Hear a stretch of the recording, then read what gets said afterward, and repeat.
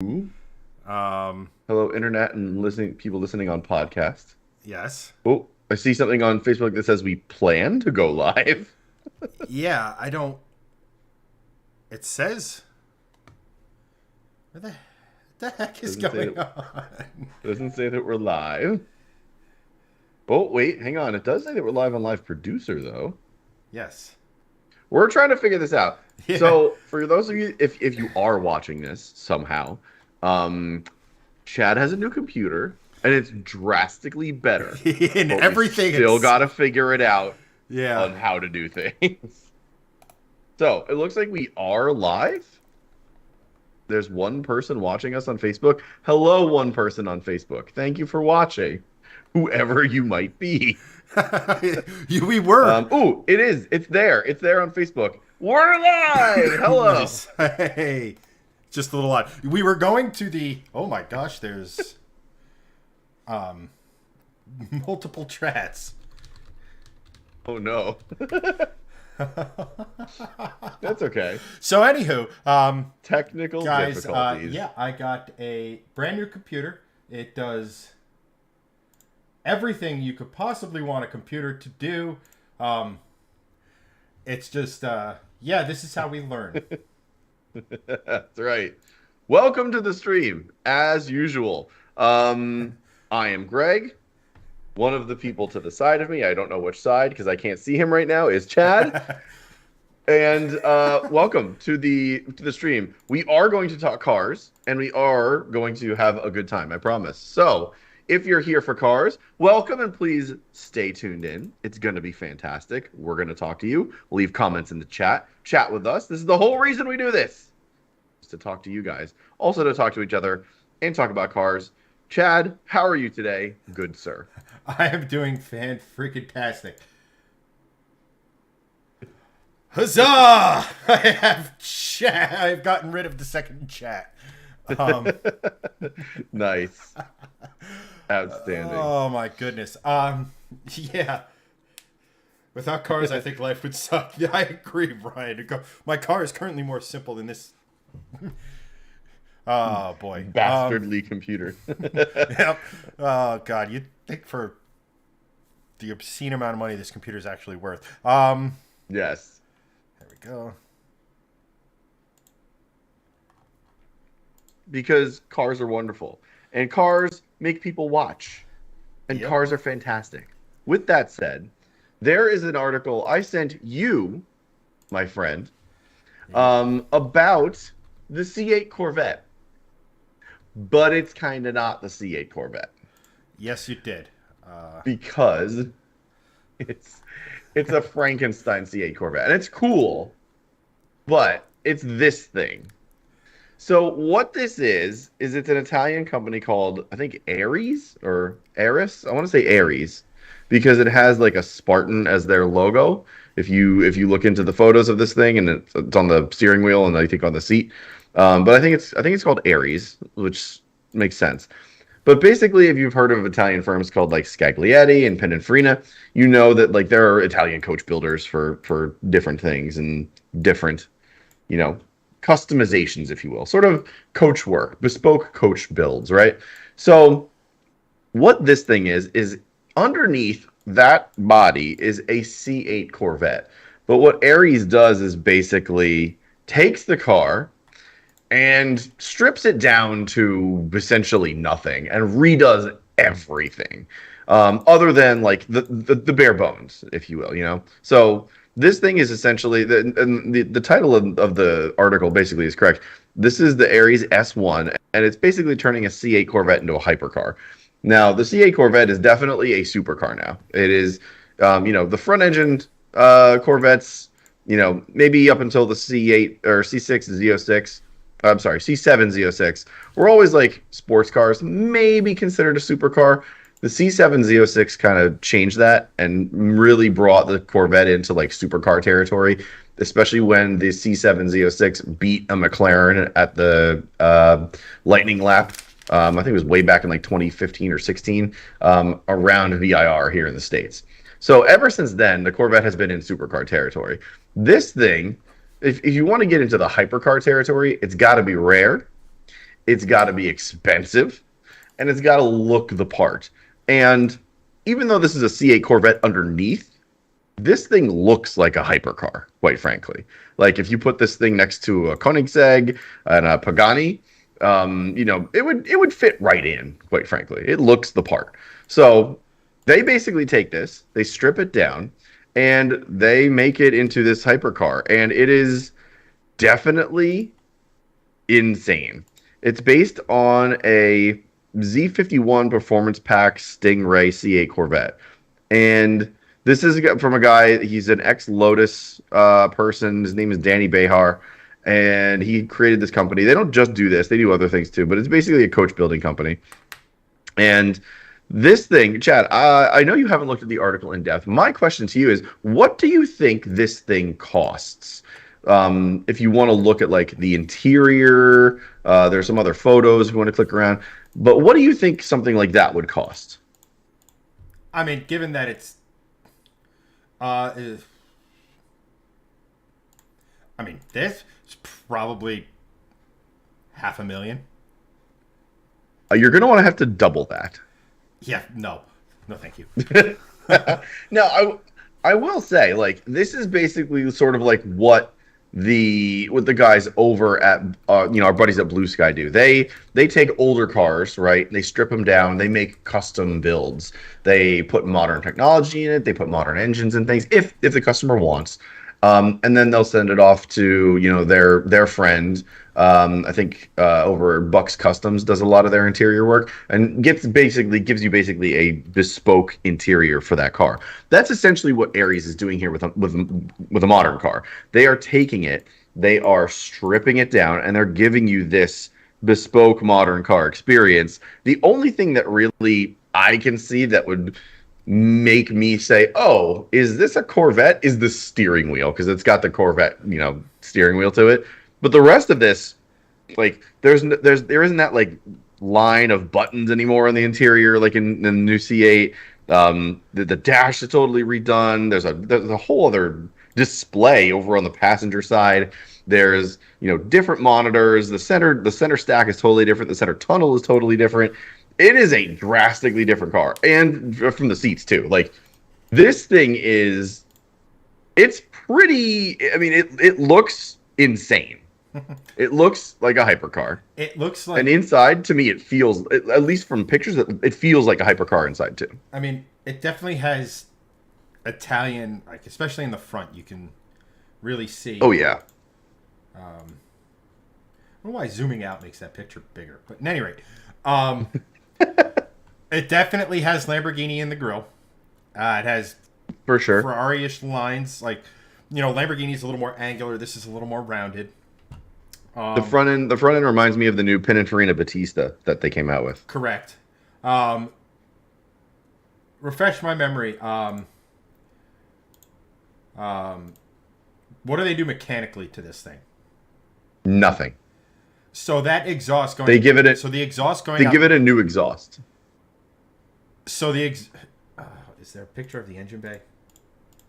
Yeah, I don't think so. So I'll read you the paragraph. Basically, Bentayga. Oh, that's exactly what I wanted to look at. Oh, the new so Kona. God, the what's it called?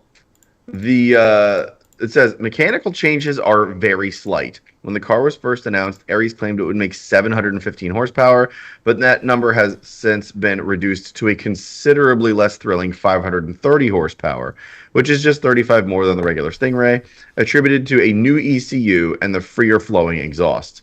More significant is the claimed 550-pound weight loss thanks to the carbon fiber bodywork. Despite that, the engineering team said the suspension components and most settings are unchanged beyond geometry tweaks. All S1 donor Stingrays have both the Z51 package and optional magnetoreological active dampers. So basically, short of an ECU tune and freer flowing exhaust, it's the same car. Right, but mechanically, I have questions. I'm not sure if I can answer them, but fire away. How dare you not? That exhaust. Yeah. I I am very Well, curious as yeah. to how it's routed. Oh, I mean, they probably just dumped it straight out of the hood because the Corvette one goes like straight and down. My guess is that they just lopped it off and just pointed it up. That's it. I don't think it's overly fancy, but it's definitely like, I mean, it definitely looks more hypercar. Coming out the top like that. It's very Carrera GT 918 Spider. What else? What other car does that? Something that I'm forgetting, but McLaren's. it's yeah, some McLarens. You're right. Most McLarens are out the. Oh, it's the 600 LT. That's the one I'm thinking of. All right, so here's here's the thing, right? Like this thing, that's the engine bay. The exhaust is somewhere down here, and Hmm. they're routing it to come up. Now, there's other stuff in the back here. The whole reason I Yeah, ask is that like, I was just curious if, like, maybe they somehow converted this to a hot V. yeah. Let me see. I don't know. I need to see a picture of a C8 Corvette. Um, I I so can hear your mind working over there. I It's like, I have to figure this out. I so nothing the C8 vet. Like, I don't hate it. I don't love it. That I constantly have to Yeah. rethink. All right, let's do this. Well, you're looking for that. Hello, everyone in chat. Thanks for joining. Let's see who is here. Ryan, Anthony, Steve, Antoine, and Sean. Thank you guys for joining. Appreciate it. I'm glad you guys are here. And everyone else that's watching that is not in chat, thank you for joining. This is a C8 Corvette, apparently. Just for those that are joining and have not heard this yet. It's like if an Italian coach builder got a hold of a C8 Corvette and did something with it. It's literally exactly what this is. Yeah. But it's like this thing is supposed to be around $1 million. I don't know if it's north or south of it, but Let me like let me put it's it to you it's this way: if you had told me that this thing wasn't based on a C8 vet, that Aries yeah, had just made this, right? yeah, Um, I would believe the price tag, but it's a C8. right. You're literally taking a C8 for a C8 price tag and multiplying it by 9. Pretty much. That's about what you're doing. So Um, so then, like, the engine becomes meh. Um, like, nothing against a 500 horsepower LT whatever's in the C8 Corvette. LT2. Um, Nothing against that. It's just that, I mean, do I think hypercar when I think that engine? Now, here's the next thing. No. Are they going to just do this whole conversion to the Z06? Then we start to think, Well, yeah. Then it's worth talking about. like, it's just because, like, um, it's really hard for me to wrap my So head around the idea of $1 million Corvette that isn't like some, like, scratch that. Any Corvette, I don't care the rarity, I don't care anything. If you have like $1 million Corvette, you're never gonna drive it, right? Like, even if we're talking like the right. classics, like the people who have those, just, it's a commodity. Yeah. And that's an interesting point because where is the oh, so this is what they say about the car. So like they kind of understand this. And the last thing I'll read verbatim is, yet Aries possesses a refreshing honesty about both its cars and its customers. Our customers rarely ask how much, says Behar. It's a question that doesn't apply. We are never selling a first car. We are selling to people who typically own 20 plus cars. We're never the main project, never the most important car. We're an add-on, something completely different. The last child, if you will. And if you come at it from that mindset, it makes a lot more sense because it's something interesting with people with, just stupid amounts of money that are like, oh, that's kind of cool. And, oh, I have a spare $1 million lying around. Why don't I make this cool, interesting, bespoke Italian coach built car? That I understand. However, to your point, if I'm spending $1 million on something, I want a hypercar engine. I don't want an LT2 out of a C8 That's the thing. Corvette. Like the Corvette, and this is one of the things. So let me just preface all this by saying right off the rip, this thing is gorgeous. It is absolutely Yeah, stunning. it really is. It is a beautiful, beautiful car. Let's see if I can get a good like 3/4 shot of it. Um, you know, it's a stunningly gorgeous car. The whole thing with Corvette though is it took, and this is where going mid-engine is sort of that departure. Is Right. it's more like this, but it still has the heart of the old, the old pushrod V8 and stuff. But it was like we would add boost, and then we would go take on cars that looked like this. Yeah. You know? Yeah. So if for me, if I had the money, I would much rather buy.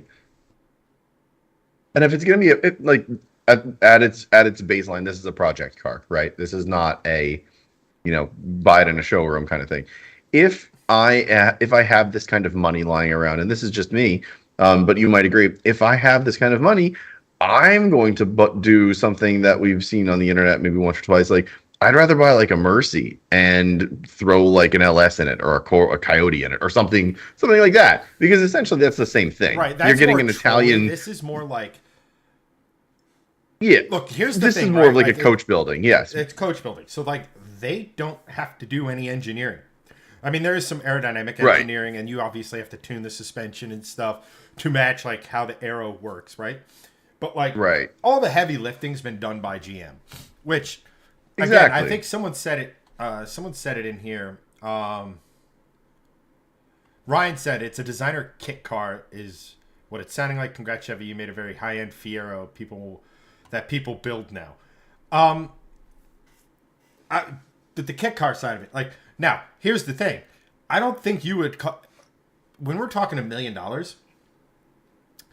Really wouldn't take much money to call up Texas Speed and be like, yeah, we'll take 20 twin turbo Leroy LSX engines. And then just, ploop, and then now you have, like, even if it's not making 1,000 horsepower, you can still get 700-800 horsepower. And then at that point, it's like, well, because like, do you remember Mosler? The name sounds familiar, yeah.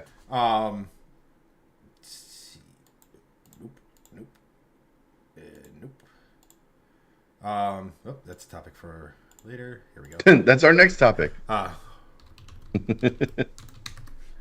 like, Jesse, good to see you on, man. Again, I haven't seen you in a while. Doing all right. But like, thanks for joining. But like, that's a Mosler, and it's very exotic, very supercar. They raced them. But I wanted to show you one thing that will kind of give them. It's not so much in that. Let's see if there's a good, better one. But like, if you look, what do those taillights kind of remind you of? Little Corvette, maybe. Ding, ding, ding, and those. It had an LS in it, or even I forget the exact engine, but it was a Chevy. I'm pretty sure it was an LS, just tuned out to make a ton of horsepower. It was like basically it's like in this corner Celine, in this other corner Mosler. Let's see who can make the fastest mid-engine thing using an American engine. yeah. This very much reminds me of a Celine for sure. Like the S7 for sure. Right, and like this thing raced against Celines back in the glory days of the GT1 racing series and stuff like that. Right. Like, but that's kind of the vibes I'm getting out of this. Yes, Sean just said that. Selena 7 vibes, exactly. It's exactly what it is. But yeah, this is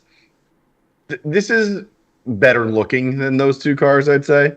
It'll probably be better built than those two cars, as the S7 is notoriously one of the most difficult cars to drive on Earth. I want one. What's that? I want one. Yeah, I know. Me too. They're pretty sick. But yeah, this is a $1 million C8 Corvette amalgamation of some kind. It's cool. Will we ever see one? Probably not, but it's Well, here's cool. the It's thing. still It's cool. cool. It's coach built. I don't know the law per se, but I got to imagine with the bodywork, I don't know how much of the bodywork plays into safety. Whether if you don't, as long as you don't touch the crash structure per se, it's legal. Yeah. But is it even legal over here? Like, did they take an American car and suddenly make it not legal in America by putting this body on it? I mean, it's probably fine, but most of the legalities center around emissions, not necessarily crash structure, especially because if it's coach built, you can skirt different laws, but the crash structure looks intact and everything's carbon fiber. So, in my opinion, it would be even more rigid and safe than a C8 Corvette in some ways. So, I Right, don't know. but it's not like GM slapping a new body on the Corvette. It's Aries, who I had not heard of until like 12 minutes ago. Right, right. So like, look, it's very cool. It's very interesting. It's basically a Corvette. So if you don't like the engine and you can, and this is your 20th car, like that's so obscenely pretentious. I kind of hate them. But I mean, they But at if, least but they if know who that's their your customer if that's is. the money, like don't get me Yeah. wrong, it's another thing too.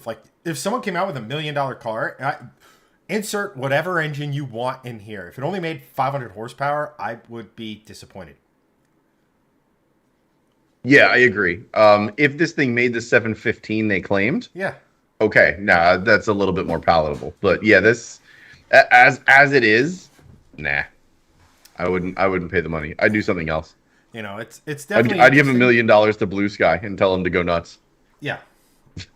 Oh, Quite 100%. frankly. But I wouldn't. Like I said, it's very good looking. And like, if you just Yeah, told me this was like, it uses a Corvette engine, okay, I can kind of wrap my head around that. But the but it's not. fact that it is a Corvette Yeah, exactly. is kind of, I don't know, like it definitely fits the bill. But like, again, that like pretentious nature of our clientele, blah blah blah blah blah. They're not buying this. Right. They're gonna buy something else, and Yeah. it's just when you start getting that pretentious nature,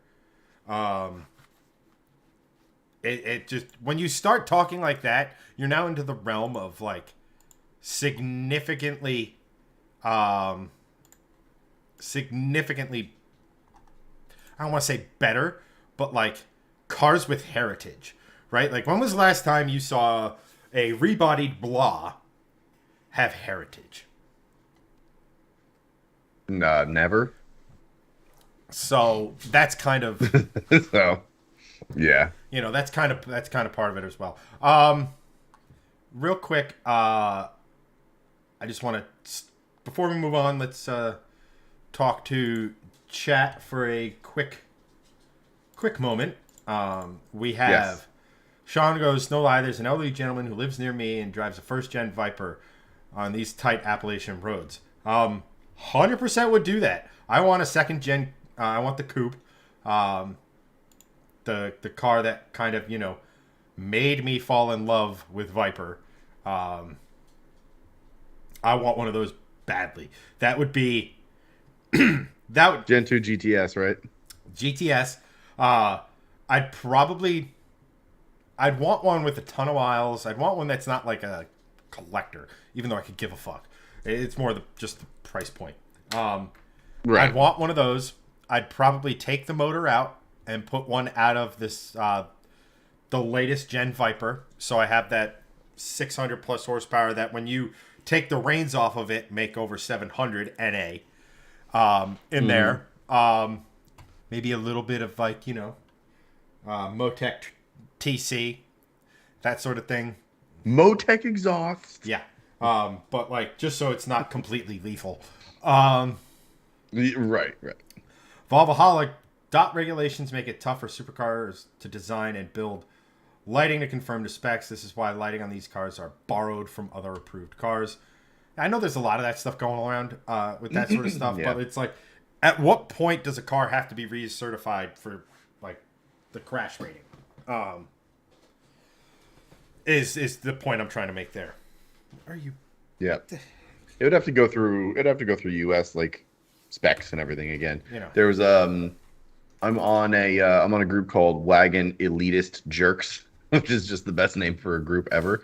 But there is apparently a C43 or C53, I forget which number, wagon that you can get in Canada that you can actually import to the US and make it like a normal car with very minimal things done to it because since it's built on an existing, Right. C whatever platform. But there are certain modern cars that you can get in Canada and just be like, oh yeah, it's fine. It's just because it's all like the same emissions regulations. It just needs to be like certified.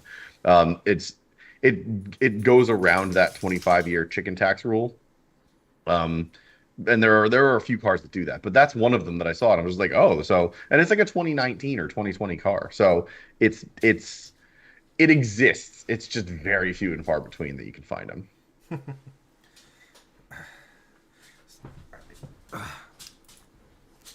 This guy wants to go out, so Dog. yeah, he's climbing all over me. Oh, I see now. Hello, dog. So stay down there, bud. First, 1 second. Let me just finish talking to chat real quick, and then we'll go out. Christ, you are. Dog enters stream. 7 million viewers arrive. Well, right now he's just sticking his head in my freaking crotch. Um, He just wants attention. Ryan makes the point of it's probably registered here as a Corvette. Yes. Probably. It's just, like I said, I don't even think they've made any of these. Yet. The whole point I'm trying to make it and is I don't know exactly how they get around it, but like if it's based on a Corvette, like are they changing the body to give American buyers something different, or is it something to appeal to Europeans? Is kind of where I'm going with that. My guess is probably Europeans, but You know, I'm sure someone in the US will want one. have you guys seen the dude that swapped the Cummins into a Gallardo? Yes, I've seen it. I forget who did it, but the Gallardo is becoming like the Italian supercar S chassis. People are just swapping everything into it, and I think it's B is for Build's fault. Probably, yeah. Yeah, Brian goes, that's why the 25-year rule wins for like Skylines and such. Right, well, the Skyline, there's no Skyline chassis here. Like, if you want to make it legal, Right. you have to put it onto like an S chassis. Yeah. If it wasn't made or if it wasn't made for US spec, then that's when you got to do the 25-year rule. So like it was just never here in the first place. So anything European that we never got here, like Volkswagen Lupos or Polos or whatever, Skylines, obviously, certain JDM cars, things like that. So Sean goes, I have a 500 to 600 pound black bear staring at me from the trees. Are you indoors or are like you watching the stream while hunting? Either way, props. either way, get out of there. Saying because classic bypasses all of the rules. At Yeah. any rate, Greg is going to be entertaining. Yes, I am going to be entertaining. Which is weird because I'm usually not very entertaining. True and real. Well, as you can see behind me, we have my Polestar, and there are wheels that are black on there now because I have my winters on. I got new tires as my old winters were totally shot, and I am now in snow mode, which is great because my summers were also shot. I'm staring at a summer tire right now, but there's definitely something going on with my car in the front right, and I don't know if it was just bolted on incorrectly by me or if there's an alignment issue. But the front right summer tire that I had wear on the outside next to the sidewall and on the inside next to the sidewall. So bad that the cords were showing on the outside and the metal spiky stuff was showing on the inside. So it was really, really close to complete and total failure. And it looked like it was it honestly looked like it was rubbing, but there's no evidence of rubbing on the inside. It's very strange. I honestly have to put the tire back on and kind of like lift the car up while it's on and have someone turn the wheel just to figure out if there's any contact points. It looks like there's very minimal rubbing on the inside wheel well of like the liner, but not enough to be like, oh yeah, that's definitely a rubbing mark. It's strange, quite frankly. So these are on now. The winter tires are brand new. It's very cool. Um, Underinflated. Yeah, they were underinflated for like all of a week. So, but it wouldn't be that kind of wear, honestly. I did hit a pothole and that tire did get a bubble in it, and I ran it for a little bit. So I'm wondering if it was just an imbalance in the tire that led to that sort of wear. But I'll figure it out. I'm going to take it to a tire shop and see what they think. Sean, yes, Polestar, my brother, my Polestar brother. Um, so so yeah, but the winters are on. I got new winter tires. They are from a company that probably, I don't know. It depends on the enthusiast if I whoever I ask. But Veredestein is the company, and they are technically the oldest tire maker here in the United States. I did not know that, but they are. And it's just one of their winter tires. I think it's the winter, what's it called? Winter Track Pro. Um, but I know a bunch of people that run Veredestein tires, and they're quite good. They're budget friendly. I ran General Ultimax Arctics on my WRX when I had it for a long time. They were budget friendly. They were fantastic tires. They were the best winter tires I've ever had.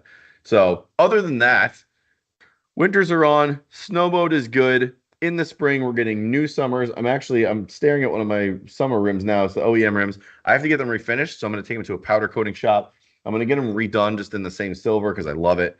They're a bit worse for wear. A couple of them have hit a curb once or twice, from once for myself and once from a valet. So really need them redone. Oh, Sean, I thought you had a Polestar. Oh, that's right. The nine. Sorry, you have the 940.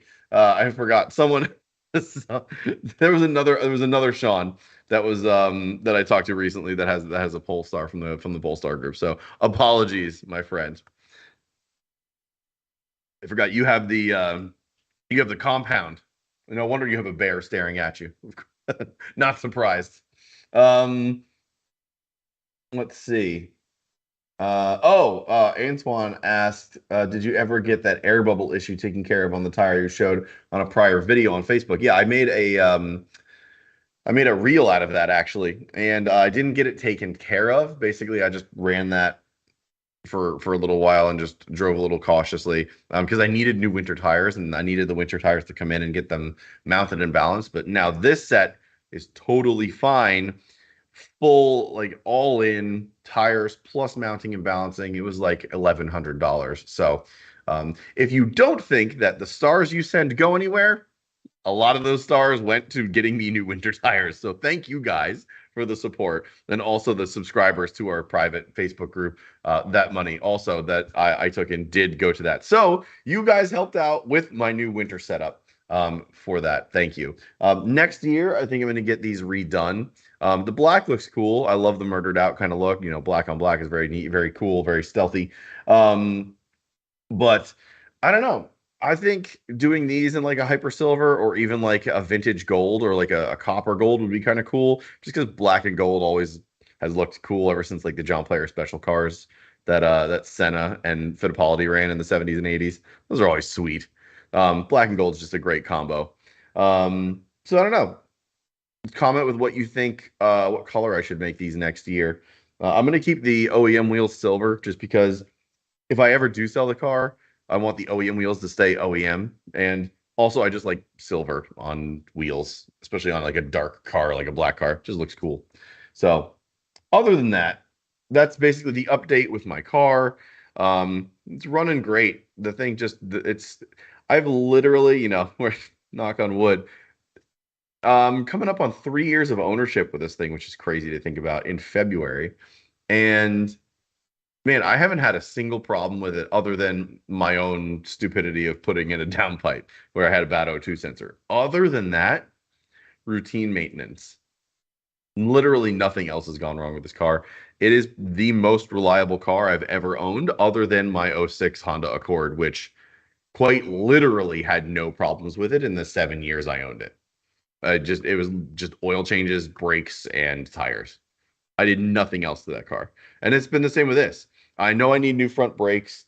I'm not sure if the rotors are warped. I'm getting a little bit of chatter and vibration under some braking. It's not bad, but it just needs to get taken care of. So I'm going to try pads first, then go rotors, because the rotors are ruinously expensive on this car. As you can probably see, let's point it down a little bit, down there. So those are 14 plus inch rotors. So they are very expensive.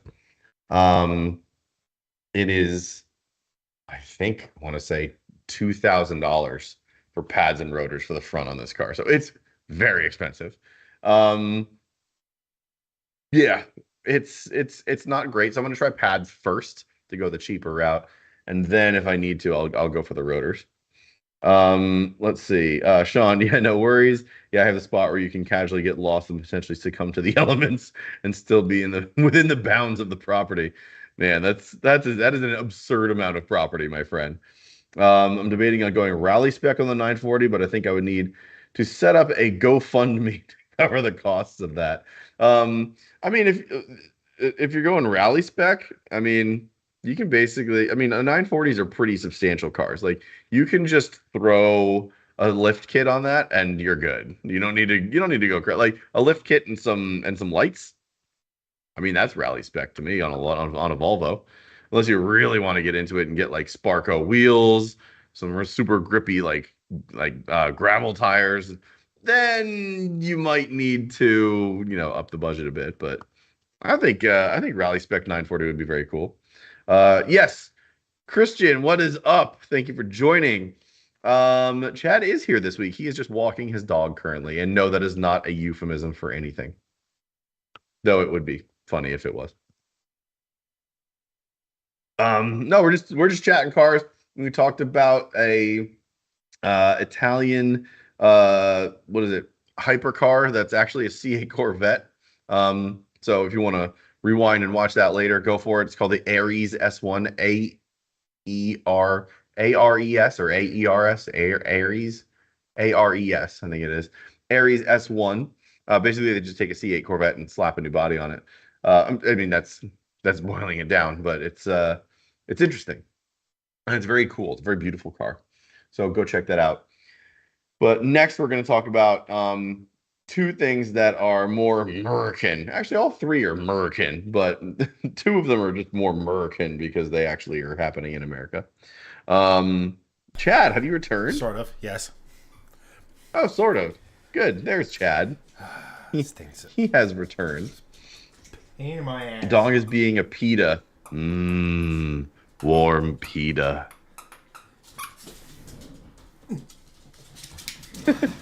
Jesus Christ, this is. Yeah, that dog sounds very happy right now. Why wouldn't he? I'm willing to bet he's probably 20 minutes from taking a shit on my landing. Yeah, I mean that's your probably MO right. now, right? You go outside, you get annoying, and don't do anything, and then 10 minutes later. Sean, yes, yeah. Sean, dog is being a pita. Sean goes, Mediterranean flatbread doggo? Yes, exactly. Pita. PETA, to those of you who've never worked in sales and customer service, is a nice way of saying pain in the ass. We're all on the internet. We know what that means. But also, stuff that dog full of Greek food. It's delicious. He already got his food. He got his treats. He even got a little bit of mac and cheese tonight. Oh my gosh. Lamb gyro doggo. All right. So why don't you tell me why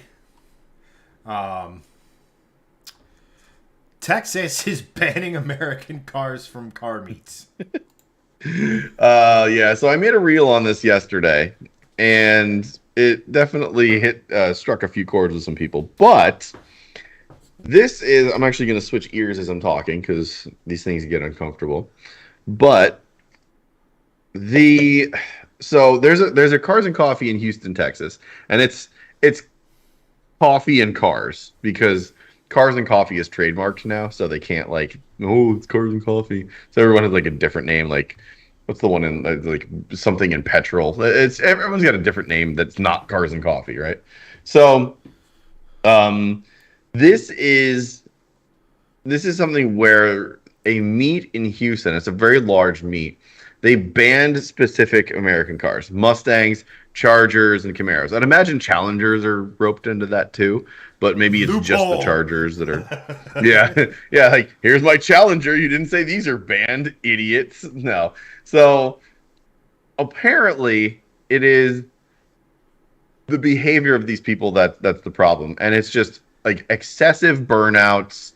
It is revving of engines, and it's just basically like just generally unruly behavior. It um even asks, "Are challengers so okay though?" yeah, right, exactly. It's like, are Challengers okay, because it's the same thing.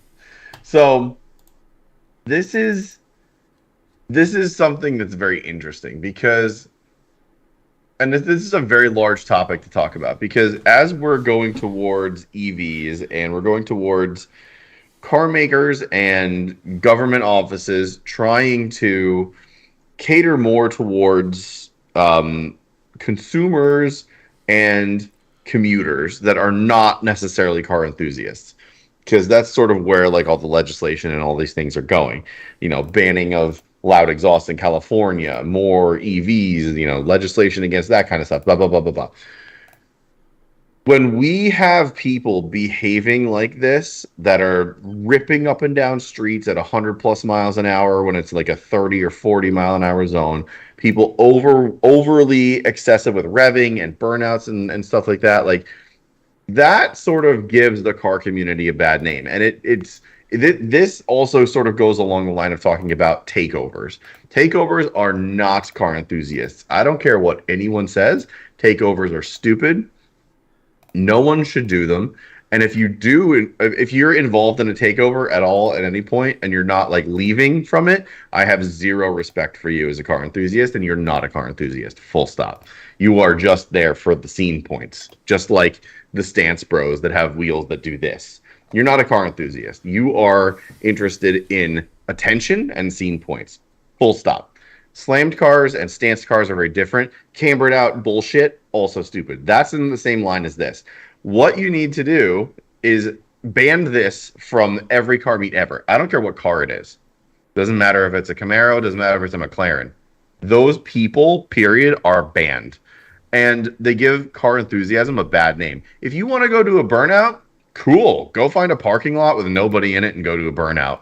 But don't do it in a live meet where there are dozens, if not hundreds, of cars, and the cops are going to get called, because most people are there to enjoy other people's company and look at cool cars. They're not there to see your Challenger or Charger do a burnout for the millionth time. We've seen that on the internet probably 100 or 200 times each person in this chat. So, quite frankly, we don't need it, and you don't need to do it. So, personally, with this news, I love this. They should have done this.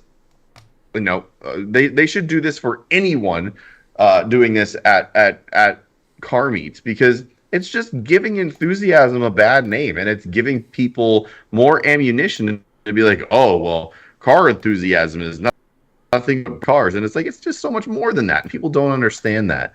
But this is the stuff that needs to be totally excised from the community, in my opinion. So, before I touch on the behavioral side of it, I went and I looked. I did a little digging, right? Go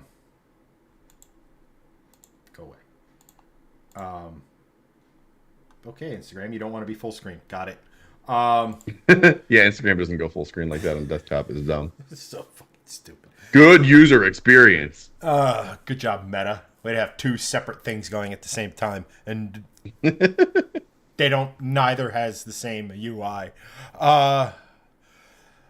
Here's the thing. I went and I did a little digging. I looked at it, and it looks to be a lot of like, there was a lot of high end super / hyper car here. So while I do not absolve the behavior, it's not American cars. This is not exclusive to American cars. Euro, Oh, JDM, definitely not. pick a car scene. I mean, how many car shows have we been to like this, where in the distance you hear a Civic revving, Oh yeah. like it's Oh yeah. not specific to the American cars, and to just flat ban a make grossly misses the point. Um, and also, I like think I it's said, specific.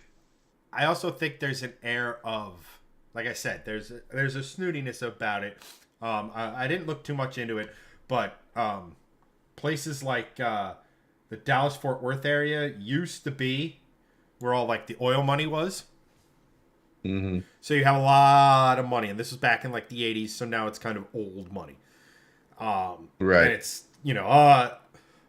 these cars are beneath me. Oh, look at them do it. Now, I'm not saying that people aren't doing stupid burnouts. They're not doing stupid shit with the revving.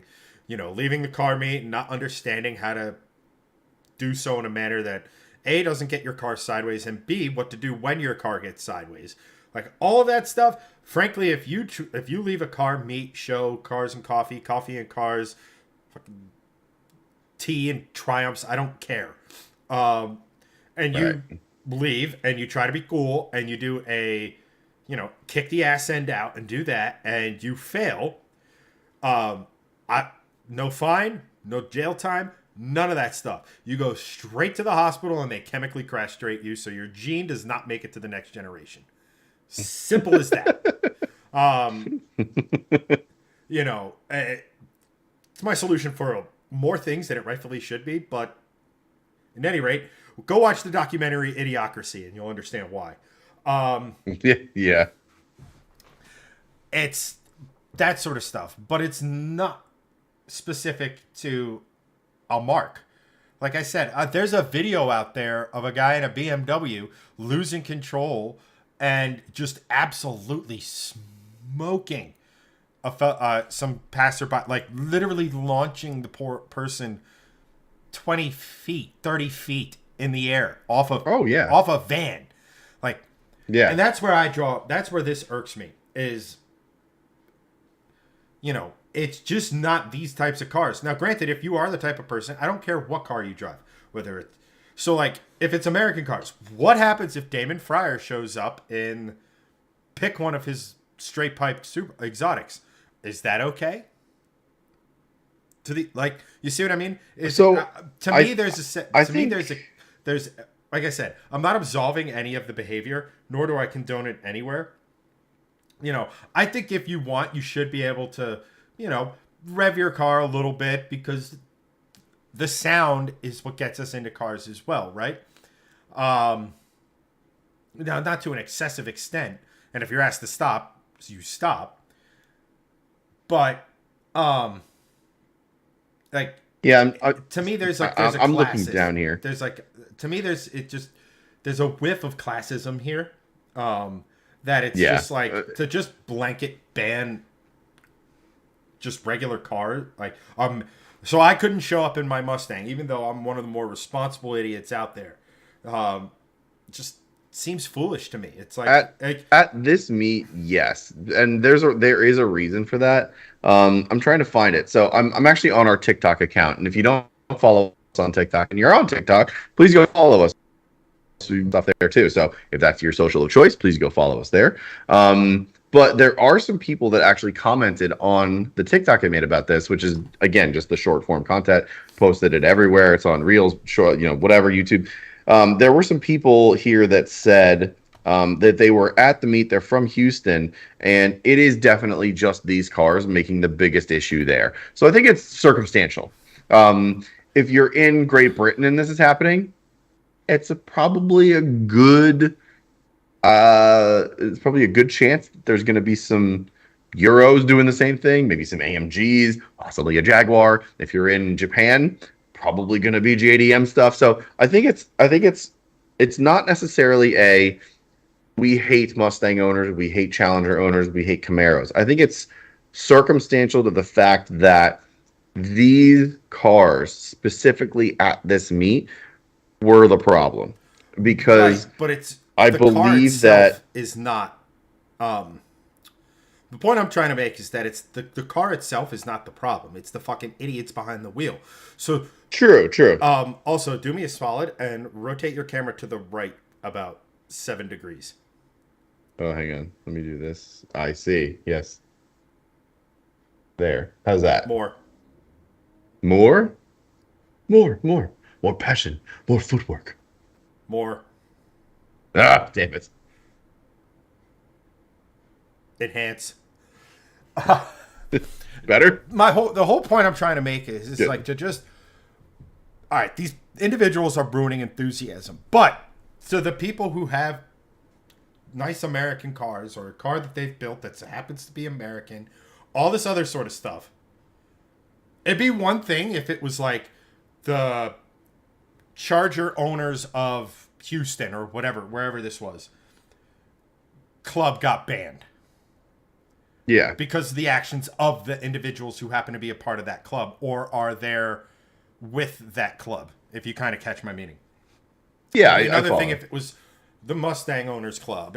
Like all this other sort of like to blanket ban everything because of the actions of a few. I mean, just start I think banning individuals and not the car. You know, yeah, I agree with that. we have a system in place where most places you go can just scan the barcode on the back of your license, verify your identity, and your boom brings it up. That like it's not difficult. You want to talk about killing? You want to talk about killing enthusiasm? To now sit here, the guy who's like, man, I heard about that show. I've been there. It's great. These dickheads and I have a Charger Hellcat. This dickhead in a Charger Hellcat did something else, and now I can't go. Like, Yeah. this to me seems like lazy enforcement, not the right thing to do. It's we're going to ban this to stop the problem, but you're treating the symptom, not the disease. So And I think that I both agree and disagree with you in that respect. I agree with you that banning the individual is what needs to happen. And there should be some form of, if this person shows up, they are not allowed in. That I think is 100% what should be happening here. The thought that like if I mean this is a local Houston meet and it looks like it's a pretty big one, but even meets like this they don't have the sort of like funding or technology to like do that.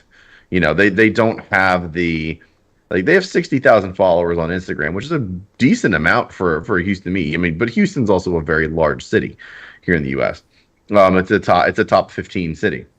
So I don't think that the people that run this meet would have the technology to like be able to do barcode scanning or whatever. But they even said in that post, which is right in the thing, is like, look, if this continues, we're going to have to do invitation only events. Like to me, that's the appropriate course of action because then you can still allow the people that aren't being total a-holes, and you can still have Challengers, Chargers, Mustangs, Camaros at the event that are cool cars that people do want to see. You're making it a little bit more exclusive, and that's fine. But also like I agree with your point of like it's not really treating you're treating the disease, not the symptom. So it's tough because you're inviting the community to this place of what's supposed to be safe fun, and people do stuff, stupid shit like this, and then they ruin it for everybody.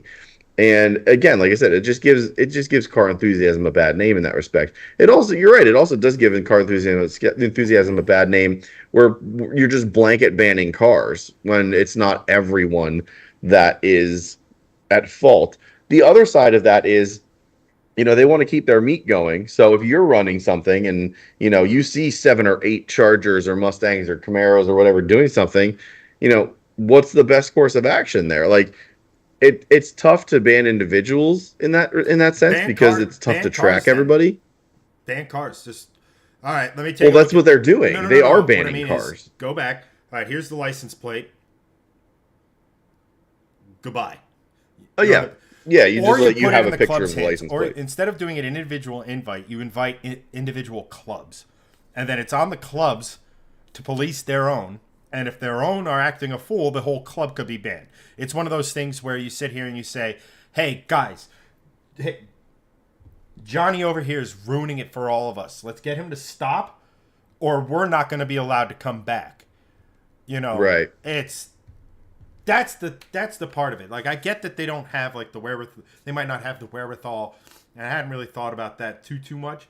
But like, um, it's just like there's a time and a place for everything, and the place for like car meets is you go, you hang out, and you have a good time, and you know, Yeah. you talk cars. If you want to drive Right. aggressively, that's what the track is for. Or do it on your own time. Like it's an Right. like I said, the part I don't agree with is just that'd be like banning all Gregs from doing something because you acted a fool. Right.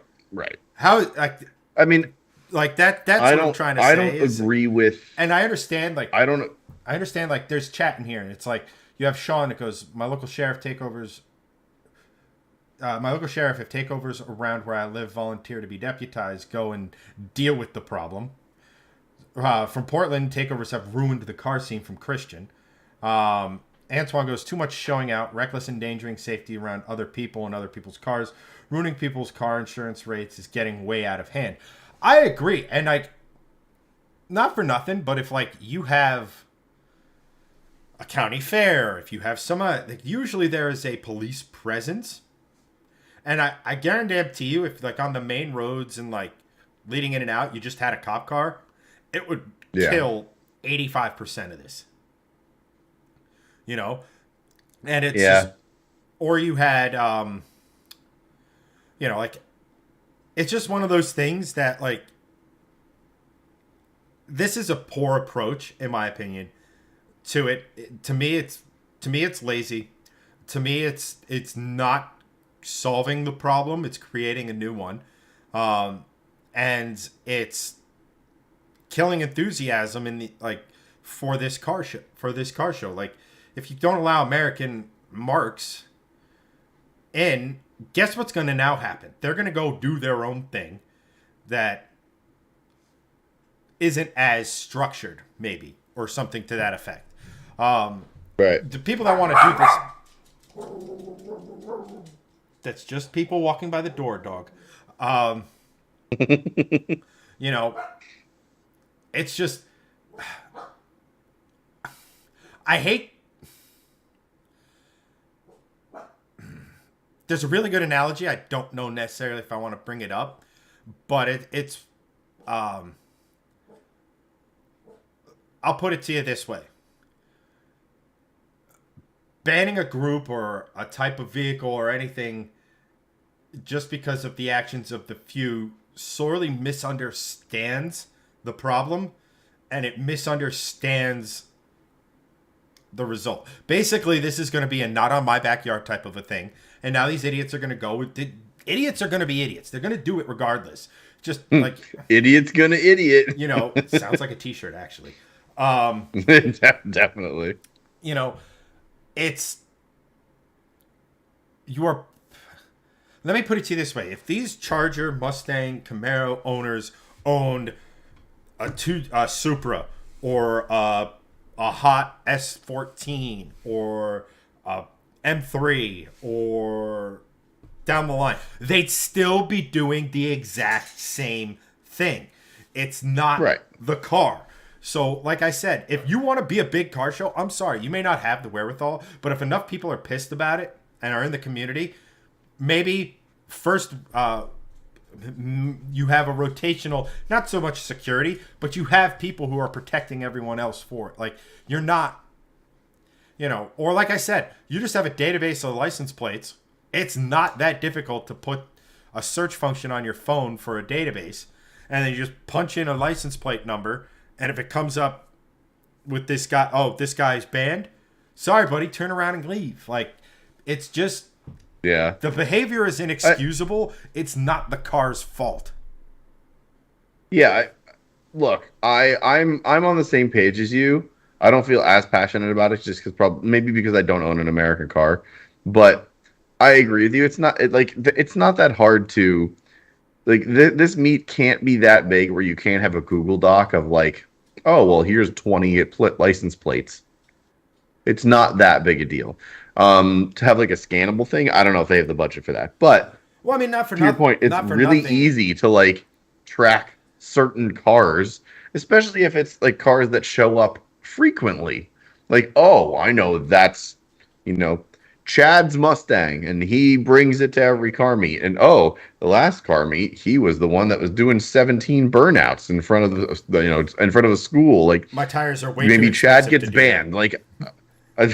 But no, like you know what I mean. Yeah, Like, oh, okay, well, Chad's banned now. Like, it's you not know, that hard. and like, Like, you can. There are ways to get around it. and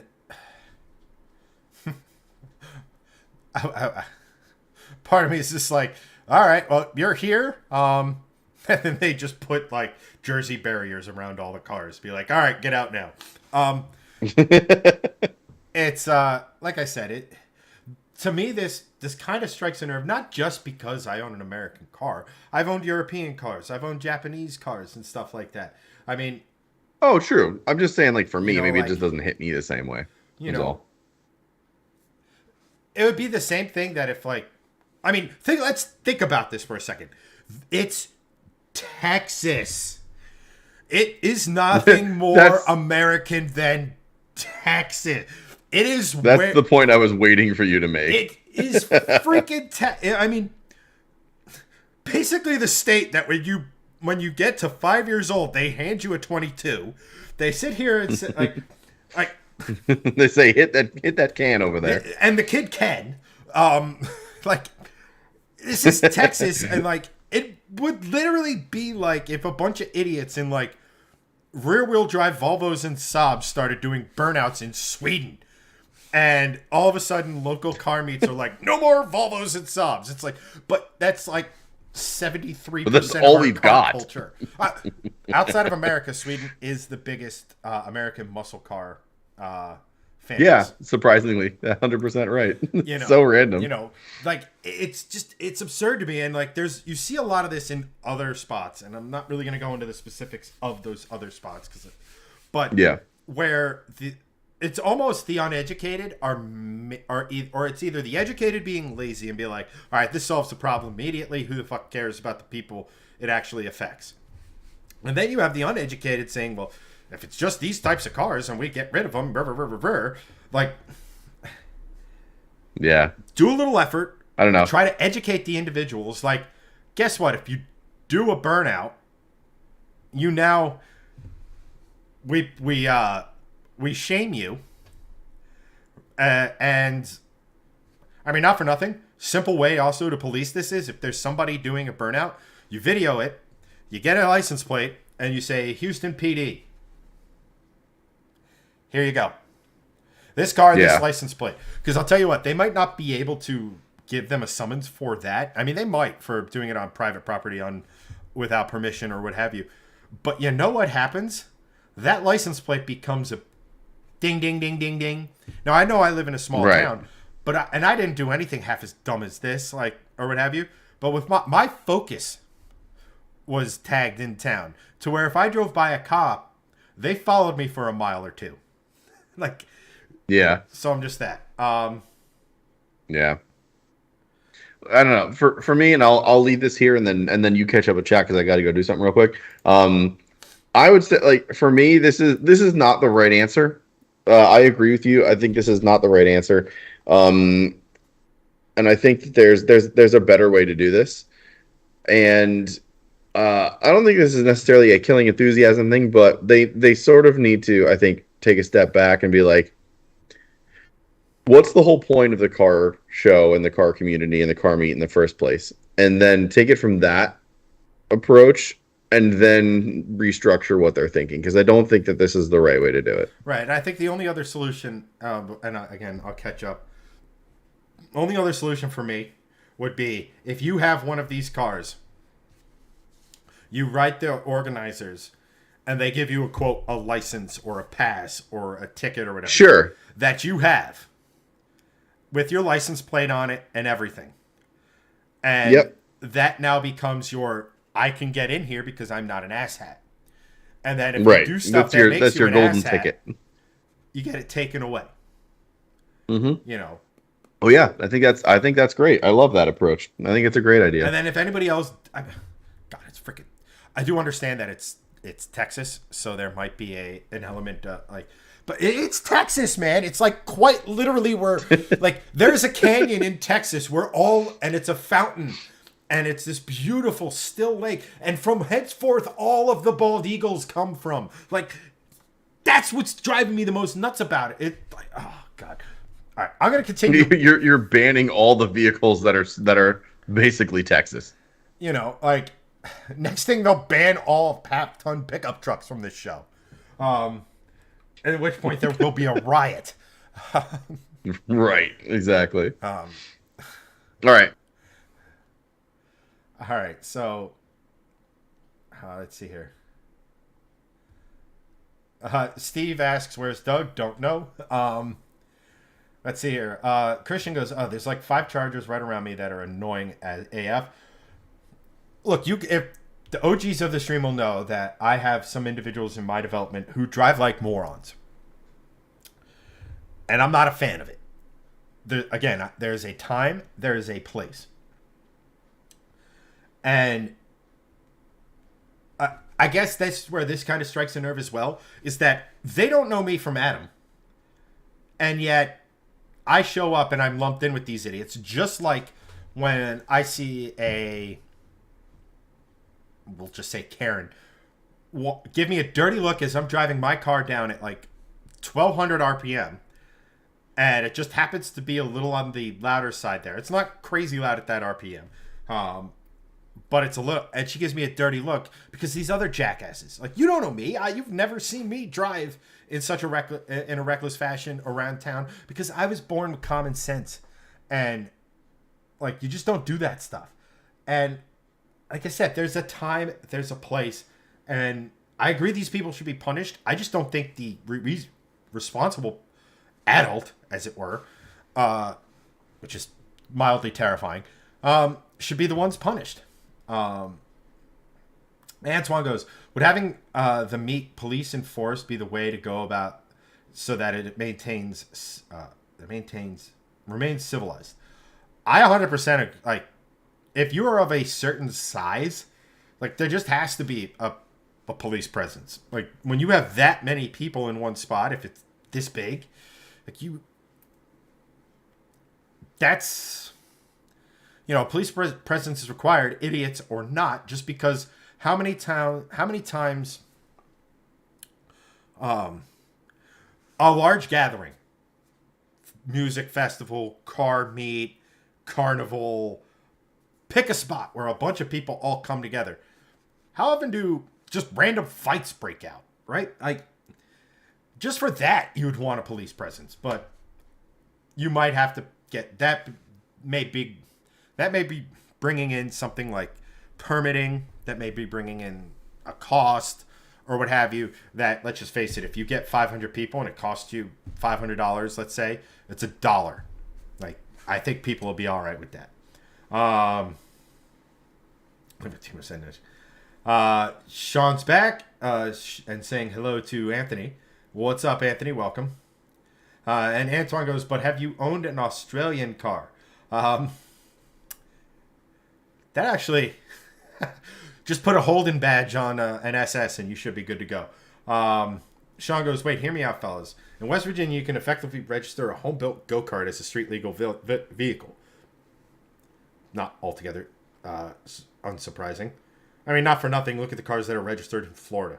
Montana or North Dakota is real lax on their... Or no, that's insurance. Never mind. Christian goes, well, then I'm coming to West Virginia.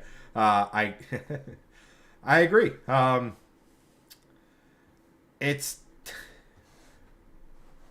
Let me put it to you this way, right? Like, that would be like a cop pulling over a BMW owner for not using their signal, even though they didn't necessarily see the BMW driver not using their signal, right? Like, BMW guys don't use blinkers. That's famously, I mean, my I've often made the joke that the indicator stalk on my M3 was this most factory fresh thing in that entire car.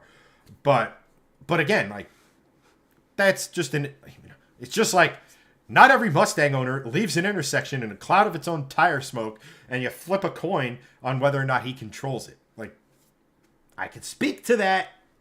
It's not the case for the overwhelming majority. It's just the overwhelming minority usually have the loudest voice or make the most noise, if that makes any sense. Steve asks, you live in a small town, Chad? Living in a lonely world, do you take you anywhere? Are you making a Journey reference? I mean, I'll give you points, but it a little forced. Anton goes, bros, call your New Yorkers and New Jerseyans back to New York and New Jersey and get out of Florida. They're raising my insurance rates. Can't do anything about New York. Florida is let me put it to you this way. Florida is very tempting. Just I have a good buddy of mine. So I've mentioned him in the past. He's the guy who sold Cletus, the Supra. That Cletus then spent like 3 to 6 hours on the rolling anti-lag and cracked a 2J block, which takes a lot of effort. But I mean, listen, there's a reason why Florida is God's waiting room. I get people have been going down to Florida for years now. You'd think the hurricanes would chase some people off, but as like a place to retire. But nah, it's still happening. Although Delaware, South Carolina are becoming more and more popular as retirement destinations. It's basically if you go like state income tax. Look at the ones that have the least, and that's usually states where people are looking to retire. And then Anthony getting going where I dared not go. Burnouts in a car meet. Try that in a small town. Well, I mean, not for nothing. I think it's done for the year, but every Thursday there's a car meet by me. And you'll hear the engines every now and again. Especially they brought some, whatever the like late 80s, early 90s equivalent of a Pro Mod was. And they were revving them up. Those sounded insane. Like I heard them from my house, which is probably about a mile and a half, 2 miles away. Which was cool, but it's not incessant. So like, it's that. Like, look, have I done a burnout in an empty parking lot? Maybe. But, look, let me put it to you this way. If you watch professional drifters, professional race car drivers, professional rally drivers, stuff like that, you know what happens? They're not 100%. And you, the dickhead, who's like, watched Gymkhana 5 times, took an online course on the theory of controlling a drift. No. Don't do it, man. Like, not for nothing. Florida, you could go enter a burnout contest at Cletus Cars. He has one in Texas, Indianapolis, Bristol, Tennessee. I think he does one in Texas as well. Get your rocks off. Most people are within a decent drive to a racetrack. Do that. You know why people aren't? Because that stuff costs money. And that's a shame, but I don't want to get dirty looks or get followed by the cops because I'm driving a modified car and everyone else who has a modified car in my town freaking drives like a moron. Not for nothing, I explained to one of my cop friends the other day. It's like, look, my car, the cars you are hearing complaints about, most of them are Volkswagens, most of them are Subarus, and things of that nature. So here's the free tip. I am the most tuning person around my parts. I go Ken block on my gravel road fairly often, and if my neighbors see, they're just unfazed. Look, I'm not going to sit here and tell you not to do that because like everybody has fun on back roads. I just hope that you and most people are smart enough to do it on the back roads where if you get it wrong, you're the one who pays the price. Like, I don't mean to be cold. I don't mean to say you deserve that. What I'm saying is that if you're hooning around your back roads, having a good time, good on you. Go for it. Do it. But if you do make a mistake, it's your car, that's at risk. That sort of thing. I don't wish harm on anyone, but one of the, where this stuff gets bad is when someone's doing that stuff, hits someone else's property, hits someone else's car, God forbid, hits someone else. Like, that's the thing. I'll be honest. In my youth, I was there's, I can tell you a bunch of stories about the dirt roads around me. First of all, the road I grew up on was dirt until I was like almost 19 years old. So I had a Focus. I was into World Rally at the time. They raced what looked like my car in World Rally. Do the math, and you'll figure that out. It's then again, this was before they started developing my streets, so like really there was like 4 spots that if I went off. But I mean, just in my hometown, in the last few years, there's been a couple fatal accidents, and I'm not saying people were driving out of control, out of hand, but on the flip side, I know one of the spots, there's a dip in the road. If you're not paying attention, if you're driving a little too fast, more specifically, the driving a little too fast, that bump will catch you off guard, and an inexperienced driver might feel the wheel do this and immediately want to do that, and then now the car's pointed this way, they correct, it's going this way, and before you know it, they've lost control. It's tragic, it's terrible, but on the flip side, it boils back to, for me, that we do not train our drivers nearly enough. We do not train them we give them basically a half a semester or a semester's worth of book education. They pass a written test, and they get a piece of paper that tells them that they can drive with a licensed driver. And then they go for 6 hours. Technically, all you need is 6 hours with an instructor. And then when your birthday comes along, you can go get your license. Now, they do provisional licenses now, which prohibit the number of people you can drive in New Jersey and what time you can drive. There's a curfew and everything, et cetera, et cetera. But that's it. Not one driving school that I have ever talked to, and maybe that might actually be not bad ideas to do a piece and talk to a bunch of the local driving schools. But not one sits here and does any sort of training of like wet weather and the ass end kicks out. Wet weather and now you're severe understeer. What do you do? Both situations that if you catch it early enough, the simple solution is point the steering wheel where you want to go and lift off the gas, or pump. Not pump the brakes, let the ABS do its work. But nothing. There's nothing. Just nothing that to train the drivers, and you hope that some of that stuff is on the parent.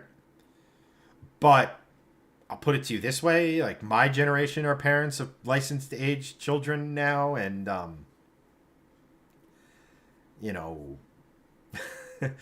some of us didn't get the best driving instruction, and it's like becoming, the gap. Like my father, the way his father taught him, he taught my uncle, like the way they taught us was one way, but like it's just there's a lack of education, and I almost wonder if you could create that as a boom industry of secondary driver's ed, where you learn to read a road, to do it what cars in a slide, cars losing traction, why is it losing traction, how to prevent the loss of traction, i.e. momentum control, all that sort of stuff, because it's just something that is sorely lacking in this country. And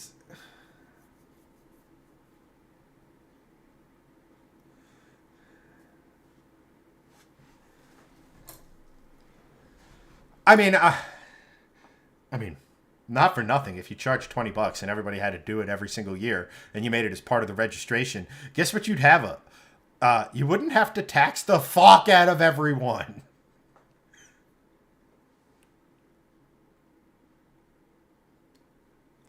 Yeah.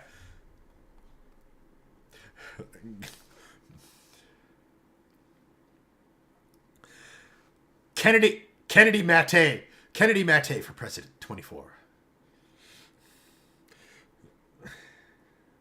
Fantastic. We're going to have to run on the Republican ticket, though, just so you know.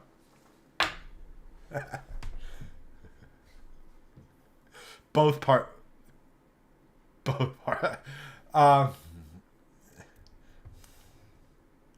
yes. It's what happens when you have a binary election process, when you're like, of all the free countries that have open elections, we're the only one that only gives you 2 options. Look at freaking Canada. They have 6. The People's Republic of Canada has 6. I don't know why I'm saying 2.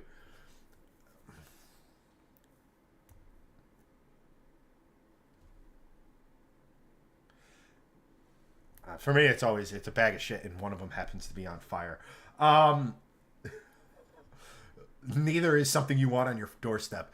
Antoine over in chat goes, we have a number of racetrack and drag strips in Florida. Orlando Speedway Drag Strip, Daytona Beach International, Sebring, Palm Beach. I've never been to any one of them in the 5 years I've been living in Florida. Something you might want to look into, because track days are hella fun, especially if they're run the right way. Like lead follow stuff can be a shit ton of fun, and it's a great way to learn. It's a great way to learn that sort of stuff. Sean goes, I fully understand and reciprocate that mindset. Yes, I could yeet myself off a ridge into a valley, and there would be a Volvo-shaped crater in someone's field, and that's on me. Yeah, that's all I'm trying to say. It came out worse than I meant it to. Greg, for context, Sean was talking about being his local hoon, and I go, do you, man? But in a spot where, like, if you fuck up, it's you. But I kind of said it where it's like, you're the one who pays the price. I'm like, no, that's not kind of how I meant it, but like that sort of thing. Just what's the catchphrase of that one brand? I know that's the vaguest thing I probably ever said was like live responsibly or something like that. Is like, live, but live responsibly. Have fun, but like, don't yeet yourself into a field. Yeah, I prefer you didn't. Any of our viewers. Correct. Steve just got an Amber Alert. Because we need you. We need you. Christian goes, I mean, I think the simplest way to do it is if you make sure you're alone. If you're going to be dumb, it's like shooting a gun. In a way, you're doing something where if shit goes sideways and you're not cautious of your surroundings, someone can get seriously hurt. So you go places that you're not near other people other than controlled spaces like racetracks, shooting ranges. I know long-winded and weird comparisons. No, I completely get it. Let me put it this way: if you're gonna do stuff that's kind of dumb or really dumb, depending on your skill set, do it in a way that Darwinism takes over. Sean goes, my dad taught me throwing my tom-tom in the back seat. Taught me throwing my tom-tom in the back seat and told me to drive as fast as I could and keep the car on the road on Amelia, Virginia back roads. My mom taught me snow driving in a 15-passenger van. I tell the story all the time of my dad. We're in a local church parking lot, and he told me to just do figure eights, and at random intervals, he'd yank the e-brake. And he's like, figure it out. And then he'd teach me along those lines. Let's see here. Antoine asks the typical thing when he learns we're from Jersey. I have a serious question. Why is your state the only state left in the U.S. that still refuses to be on board with being responsible to fueling your own car? New Jersey is the last one. It hasn't gotten with the times and are still the old age. Are these non-service gas stations paying people good enough for New Jersey to still be doing that going into 2024 and beyond? I'll give you a simple answer. Because gas around here tends to be relatively inexpensive, so we're paying a little extra to have someone do it for us. Just because we're winning doesn't make us... You should ask your state why they don't have people putting gas in your car. No, I have no idea. I have no answer for that. If it made gas 10 cents a gallon cheaper, I'd be all in favor of it. I'd be in favor of doing it instead of making that awkward moment of uh, two about a year and a half ago. Someone put 89 in my Mustang, so now every time I ask for 93, I stand there and watch until they hit the button, and then I go and Yeah. so. Um, Yeah, I don't know why. I imagine it has something to do with the jobs report, and so that New Jersey can just be like, "Oh, well, we have more jobs." It's like, well, I don't know. It's probably some stupid bureaucratic thing, honestly. Like, I will say, in the winter, it's nice not to have to get out of the cold. I will lord that over people for as long as I humanly can. So, I mean, not for nothing. sorry, peasants, I'm gonna have someone pump my gas for me in You the go into a freezing state. cold You go in 32-degree weather. New York, New England. You go down south and you look at these price of gas. It's more expensive than we pay, and we Oh, get yeah. someone to do it. I call that winning. Um, Yeah, I mean, you're not wrong. You're not wrong. I mean, unless you live in the South, in which case it never goes below like 50 in some areas. So, I mean, look, that it's all well and good, but like, I don't know. It's nice not to have to get out of my car. I would I like. will say one thing. During the pandemic, I wanted to pump my own gas because I'm like, I don't want you touching anything of my car or my credit card or anything. I don't want you. Just go away. I want to pump my own gas. Other than that, I'm just like, oh yeah, here you go. Just now or before, like, yeah, here you go. Don't care. Fill it up. I'm just gonna sit here and listen to music. Okay, thanks. Bye. Gasoline kills COVID. It's proven. Um, Christian goes, dude. Even we fuel our own cars now. And Mark Anthony goes, fuck around, find out. Yep, that's weird. Doug goes, I shot a raccoon today, put it out of its misery as it was clipped by a car. Jesus. Went from moderately hurt to seriously hurt, but at least it didn't have to suffer for long. Well, And Steve said, make a hat. Absolutely brutal. Love that. That's very metal. Anthony goes, Virginia is about the only state which radar detectors are illegal. Virginia is absolutely the worst state when it comes to driving, police, Yeah, everything. Worst state.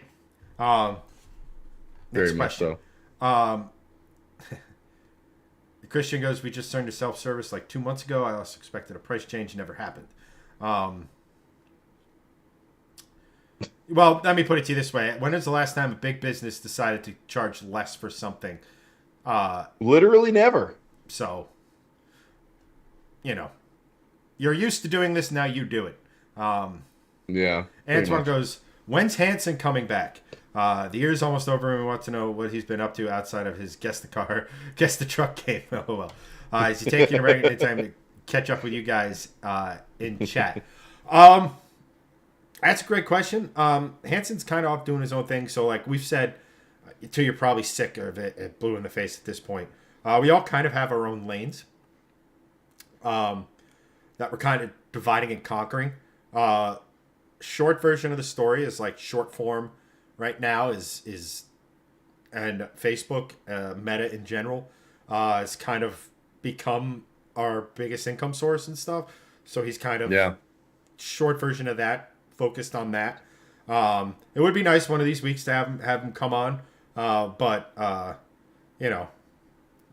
we are hopefully, if not the tail end of this year, into next year, very early next year, we are hoping to start getting guests onto the show, kind of spice things up, have a third viewpoint, things like that, and kind of go from there. But yeah, like Hanson, Greg, and I talk every day. It's Greg and I handle this side of things, and he kind of handles doing shifting lanes. One is a very large time sink. From filming to editing to doing all that other sort of stuff, like it is a lot of time. So I understand if, like, when he gets time to not shifting lanes or do his day job, I totally get it. yeah. He has said to us in the past, like he actually uses this time that we stream whether it be 2 hours Monday or Wednesday or whenever we do it. Like that's time he can be editing a review video for the main channel. So like it's we want to have him back on, but like it's also we understand like doing that is also very important to our business. So it's not like we don't want to have him on, but it's also like you don't have to come on because you're utilizing that time in another way. So Uh-huh. yeah, we'll see if we can get him. We'll see if we can get him back on for maybe an end of year stream. That'd be cool. But if not, he may not be back on the stream per se. So we're sort of dividing and conquering in that respect. Let's see here. Uh, what if your fuel tank is very inconvenient, like a rooftop tank? Uh, is the attendant going to Don't mount comment? your roof. Don't mount your fuel tank on the roof. The end. Um, that doesn't sound like a safe place for fuel. No. Anthony goes, no, as a native Virginian, I'll pass the trophy of worst drivers in Maryland. Those people are fucking psycho. I'm going to have to respectfully disagree with you based on personal experience. Every time I've driven through Virginia, it's been like a hot poker in my eye. Oh yeah. Good question for chat. What state has the worst drivers? And anyone who says New Jersey is just grow a pair. Uh, New Jersey has pretty bad drivers, but the thing is, we have a lot of aggressive I mean, drivers. If you just adopt the mindset yes. of this guy in front of me is going to do the aggressive maneuver, you'll be all right. And as long as Yeah. you don't stay in the left lane doing only 5 miles an hour over the speed limit, you'll be all right. If don't be a lane hog.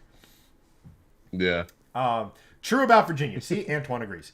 They have the lowest speed limit in the country, and the second you go 5 miles an hour over the limit, they're slapping you with a super huge ticket you can't even pay for. You'd think like one of the original Yeah. colonies would like embrace freedom a little bit more.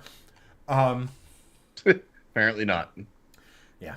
And then finally, Sean goes, you should randomly select one of the audience members to be a guest and put them in the hot seat. Fun story about that. I did that about a month and a half, 2 months ago. When Greg couldn't make a stream, I had 4 or 5 of our supporters. The supporter group on Facebook had them come on the show, and they were my co-host. It was actually a lot of fun. Something that, we might look into doing again. Even this time, including Greg, although the subject matter would have to change. Yes. So, anywho,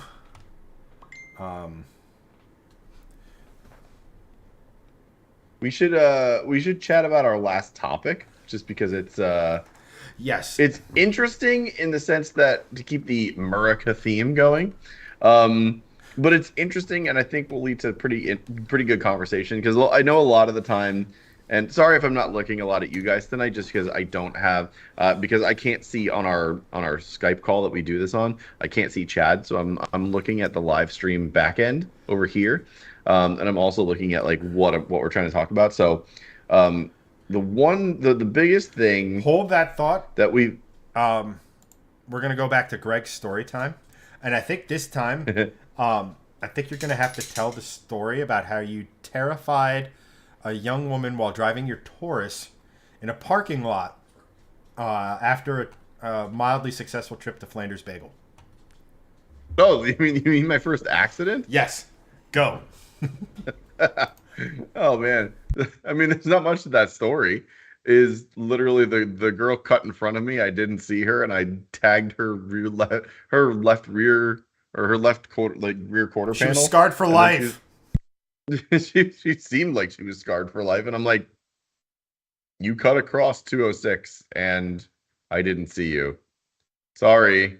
My the craziest thing that what was she driving? She was driving a Chrysler LeBaron or something. It was not a great car, but like her entire like left rear quarter panel was totally like caved in. And, like had a huge dent in it. My what was it? Oh yeah, it was a Taurus. My Taurus had like a scrape on the front, but it was a big patch. It was like a patch like this big, but it was basically like a big just scrape of paint off. That was it. And they're like, wow, my car is way more substantial than yours. Um, no, we're not gonna tell that. That's the whole story. It was not a good story.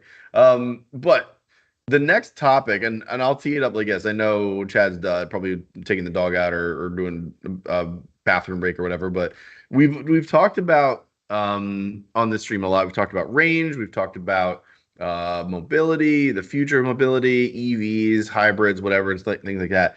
This next one does involve a little bit of that, but it involves it in a very interesting way. So what we've been kind of seeing a lot is, we're seeing EVs sort of become more prevalent.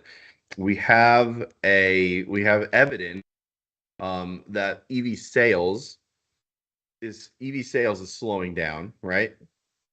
Um, we have evidence to say that EVs are not necessarily the 100% solution for the environment.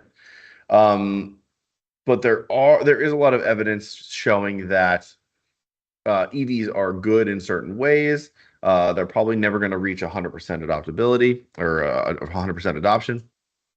Um, there is another option that a lot of people sort of gloss over that is readily available. We've talked a lot about um, hydrogen on this channel, and I firmly believe, and I know my buddy Aaron, who was on stream earlier, I'm not sure if he's still on with Valhalla, with his business account and his shop account, Valhalla.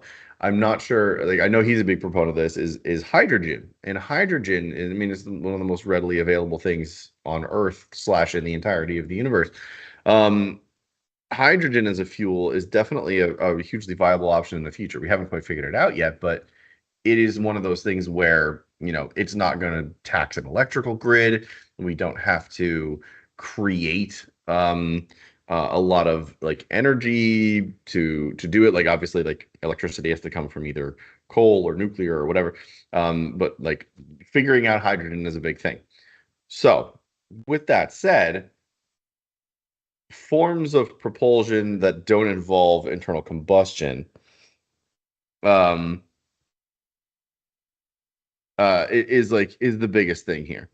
So for me, it's that there's one option that's readily available that is going to make the most new Christian nuclear cars. Yeah, nuclear cars, not a good idea. I know you're joking, but not a good idea. Also, Chad is sending me a video of his dog taking a dump. I don't need to know this, Chad.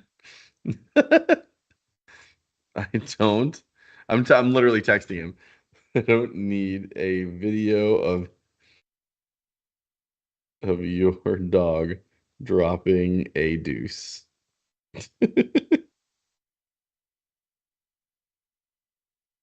Um, so so the option I'm speaking of that we haven't really talked about, hybrids. Hybrids are readily available. Any OEM can make them, and there are ample ways to make hybrids better. There's many different ways of doing hybrids. The Prius and the McLaren P1. Literally two drastic ends of the spectrum. But let's be honest, those are both hybrids. So why not lean into that? You're talking about giving the environment a breather. EVs aren't necessarily doing that. Hybrids, maybe they're not doing it either, but they are alleviating a good amount of the problem. They're also readily available. They're also cheaper than EVs. So I think hybrids are a very good option, to be quite awesome. Oh no. Oh no. I just said Chad is sending me a video of his dog pooping because that's what he's doing. He's walking the dog again. Um and Anthony just goes, Gregson is going to have an awesome video sent to him tomorrow. And I'm not excited for that video, literally at all. Sean goes, morning duck shenanigans.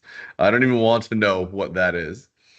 Um, Shift Squad just gets a bunch of posts of our pets pooing. Yeah, yeah. That's what Shift Squad is going to devolve into tomorrow. Just a bunch of our pets just shitting everywhere.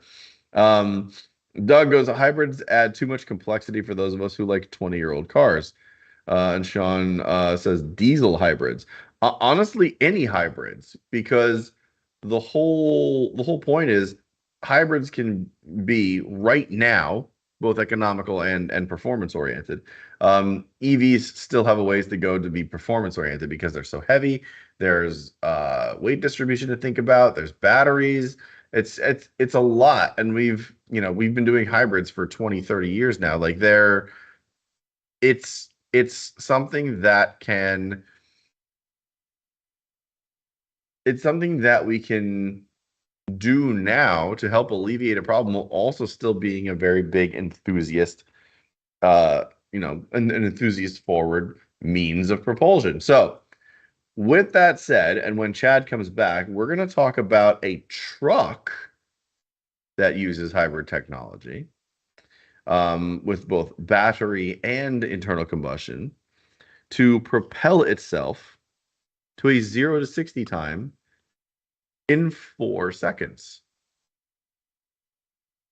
And that 0 to 60 time is in a full size pickup, which is pretty bananas to think about. And it's not a Ford Lightning. It's not an EV. So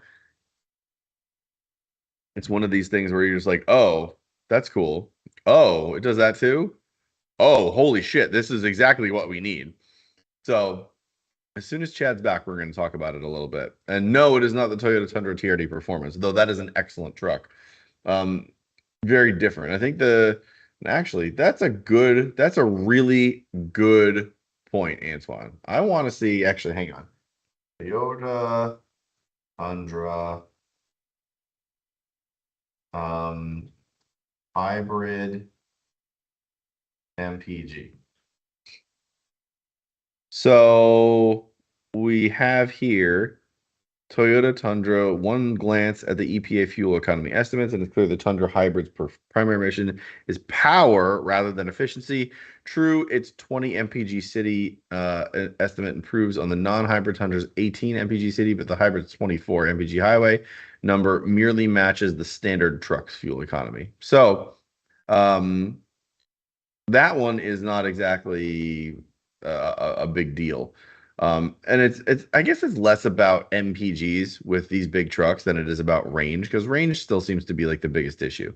If you're putting if you're making a truck like a big full size truck like the Ford Lightning, an EV, then you are talking about a big range anxiety, right? That's a huge thing, especially in the winter, because batteries, when they're cold, they don't give off as much. They don't do as well, if you will. And this has been proven multiple times over in cold climates with battery testing and just general use. So it is one of those things where, if it's an EV full size truck, it still doesn't make that much sense. But if you're talking about a full size truck that's a hybrid, that does make a lot more sense. And you're right, the TRD, the new Toyota Tundra, does have hybrid capabilities. So I do hear Chad rustling in the background. With that said, what we have now is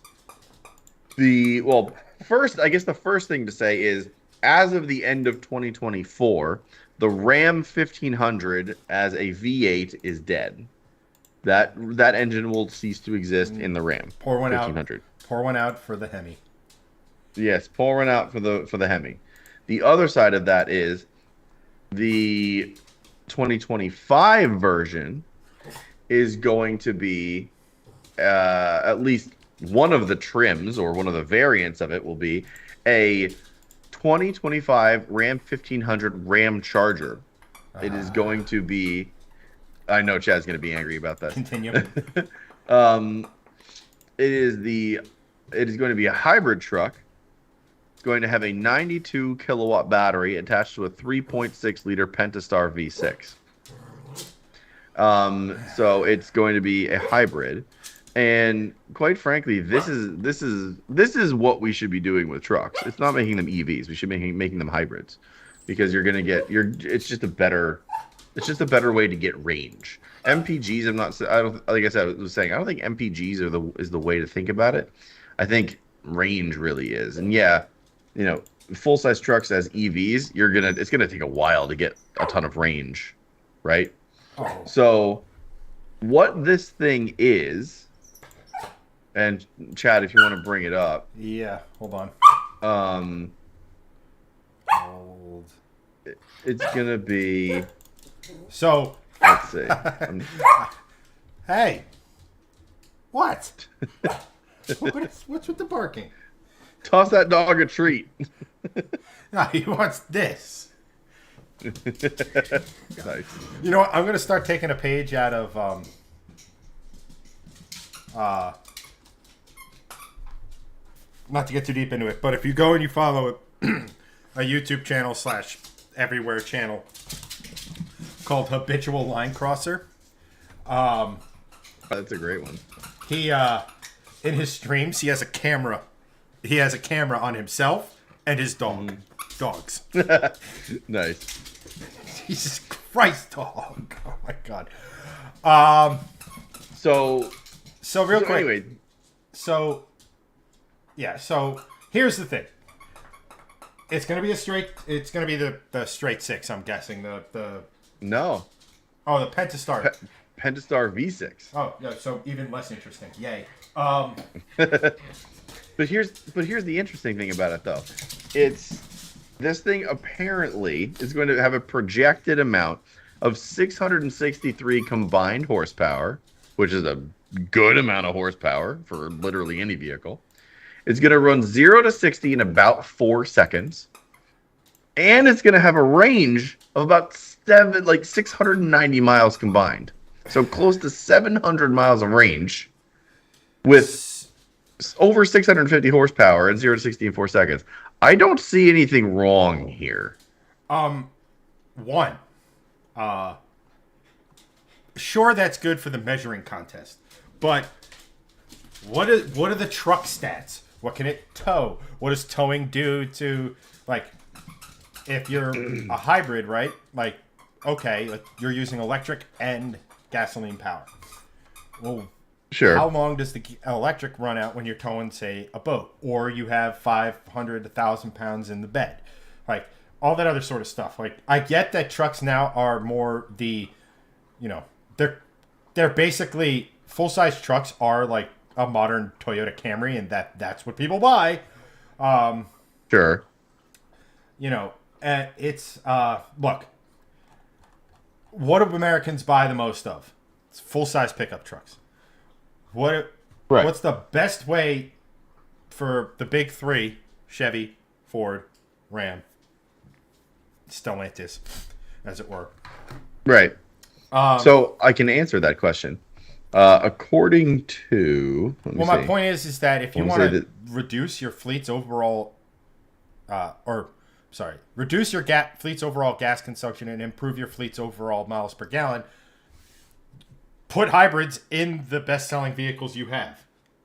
Bingo, full-size pickup trucks. Yeah. The biggest thing is like 0 to 60 in 4 seconds. We just had a whole bit on people not being able to control themselves driving these muscle cars and stuff like that, right? Like, I don't think people are necessarily going to care about the 663 horsepower if,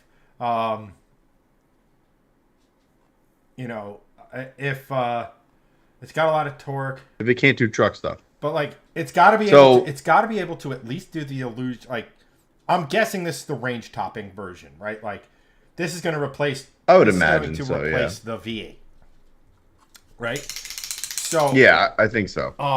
Giving that a lot of power is going to then in turn tell the people who would have gotten a V8, like, hey, look, it's making a hell of a lot more power than the 400 that the current 6.2 or 6.4 liter Hemi is doing. Yeah. So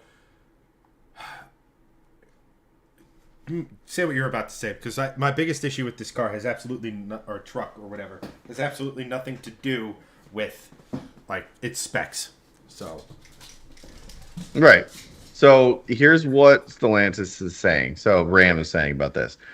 It's going to be 663 horsepower, 615 pound-feet of torque, 4 seconds 0 to 60, and 14,000 pounds of towing with zero need for a public charger. So it's not going to be a plug-in hybrid. Right. Is it... Oh. I'd be curious to know more about how that all works, and is it capable of being a hybrid all the time? At which point, if you have a way of powering an electric motor, it's the perfect towing engine. Yeah. You know, the way it has a continuously variable torque, you know, ultimately adjusting traction control, like the whole nine. Like, it is ideal for that particular element if you can keep the batteries charged and so on. Because if you can't, then what you end up with is a Pentastar V6, which is Penta sucks. So here's what they're saying. So Ram Charger is pushed along the road by a pair of electric motors, a 250 kilowatt unit at the front and a 238 kilowatt unit at the back. The Ram has rebranded the iconic and long-lived 3.6 Pentastar V6 as a 130 kilowatt onboard generator, and has given the engine a number of jobs to do. Not only does the V8 generate electricity for the electric motors to consume, but it can be connected in a vehicle-to-vehicle arrangement to charge another electric vehicle, or in a vehicle-to-grid manner to power your house during a storm, similar to what we saw with the Ford F-150s with the onboard generators during the Texas storms a couple of years ago.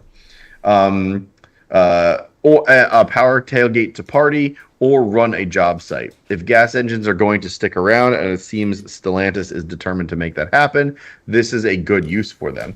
And this is sort of exactly what the Chevy, Volt used to do. It used to have a small engine to power the electrics on it.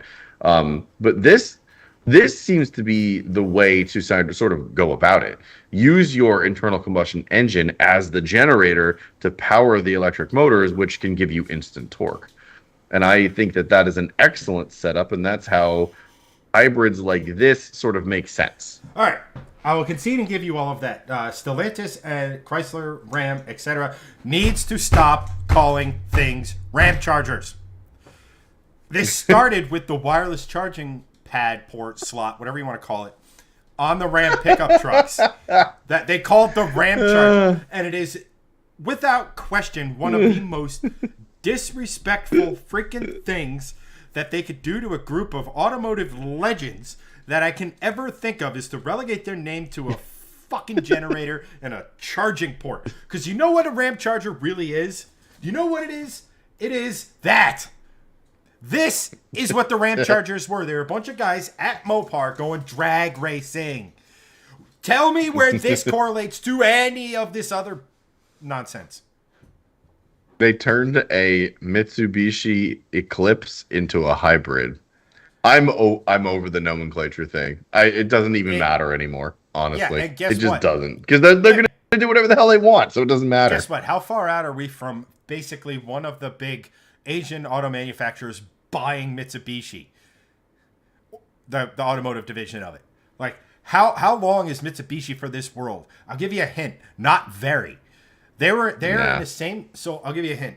They're in the same sort of trouble that Ford was back in the early '80s, and Ford. Yeah. I don't want to necessarily think, and Ford was able to save themselves with the Taurus, which was a family sedan that actually was pretty damn good as far as it could actually handle pretty good, Right. The fact that it looks so common now is a tribute to its design brilliance back in the day. It was so far ahead of its time and stuff like that. But it's the same dumbassness that they put the Hornet name on a crossover, which I get it. If you're going to go with the small vehicle, that's what the Hornet was. Just stop. There has to, it's like Ford and the Light. They should have just called it the Ram Power Wagon instead of a Ram Charger. But I know why they called it the Ram Charger, because there's electricity involved, so charge. Right. Because this is electricity. I mean, it's a very... People need to be freaking more creative, because who buys pickup trucks? right? Who buys them? Normal people, but a lot of people who say might be older and might remember the muscle car era, and this is a way of tricking the wife into letting them have a V8 or what have you, right? Like, you're Right. not fooling anyone. Like, at the end of the day, it comes back to what Carol Shelby said. It's if the car is great and the name is terrible, no one will care. If the name is great but the car is terrible, the name won't save it. Yeah. Right? Correct. So at the end of the day, naming is nothing, right? Like, but they have to understand that these names mean something to people involved and stuff like that. Like, I could have even seen a better use of this name on like a new Charger with the Hurricane engine in it, whether it had hybrid drive or not, I don't care. And called it a Ram Charger because at least that harkens back to a level of performance. Now, oh yeah, it goes 0 to 60 in 4 seconds. It's a pickup truck. It's an extended range EV. It's like slapping the Mustang name on a freaking crossover. It just doesn't. It's like people need to. These marketing departments need to understand that the product and creative thought will drive sales, not just being like, man, I was out late last night doing lines of blow and banging as many hookers as I could get my hands on. I'm exhausted. What's this Ram Charger? Ram Charger? Boom, done. I'm going to the country club.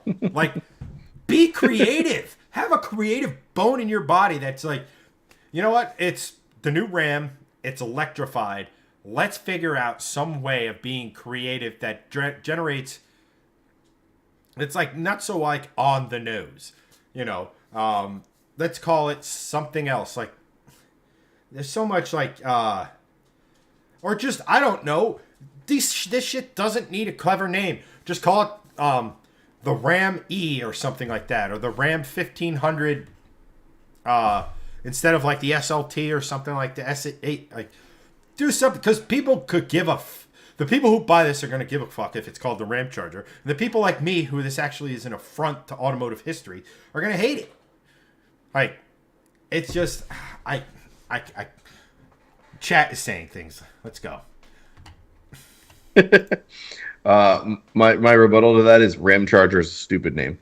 Yes. So is all of these cutesy freaking names. Like what is it? I saw a Jeep Wrangler 4xe in the wild. Oh, four. Yeah, but you're not supposed to say it like that. It's supposed to be 4 by E. Don't give a I know. Doesn't matter. I know. Doesn't matter. I know. They need stupid. to understand that how you could sit here and say that all the things you listed off, it can power the electric motors in that. It can charge other electric vehicles. Yeah. I don't know about you, but Shifting Lane needs to get one of these things and just be an electric car emergency roadside you're out of juice company. I think what we should do is buy one of these and buy a Tesla and see how long we can run it like planes refueling in the sky.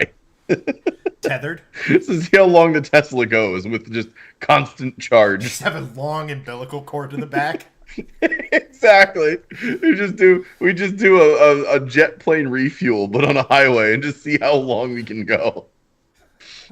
I think that's a great video idea. That is, I see fire in that video. Dumb as hell, but it's great. Anyway, I did want to touch. Chat has been active. Antoine, yes. Let's just call it what it will be. The Hurricane i6 will be the new version of the Hemi 5.7. Question is, can Dodge make the i6 sound like an 8-cylinder car? No, they can't, nor should they. They should make it sound like a straight 6.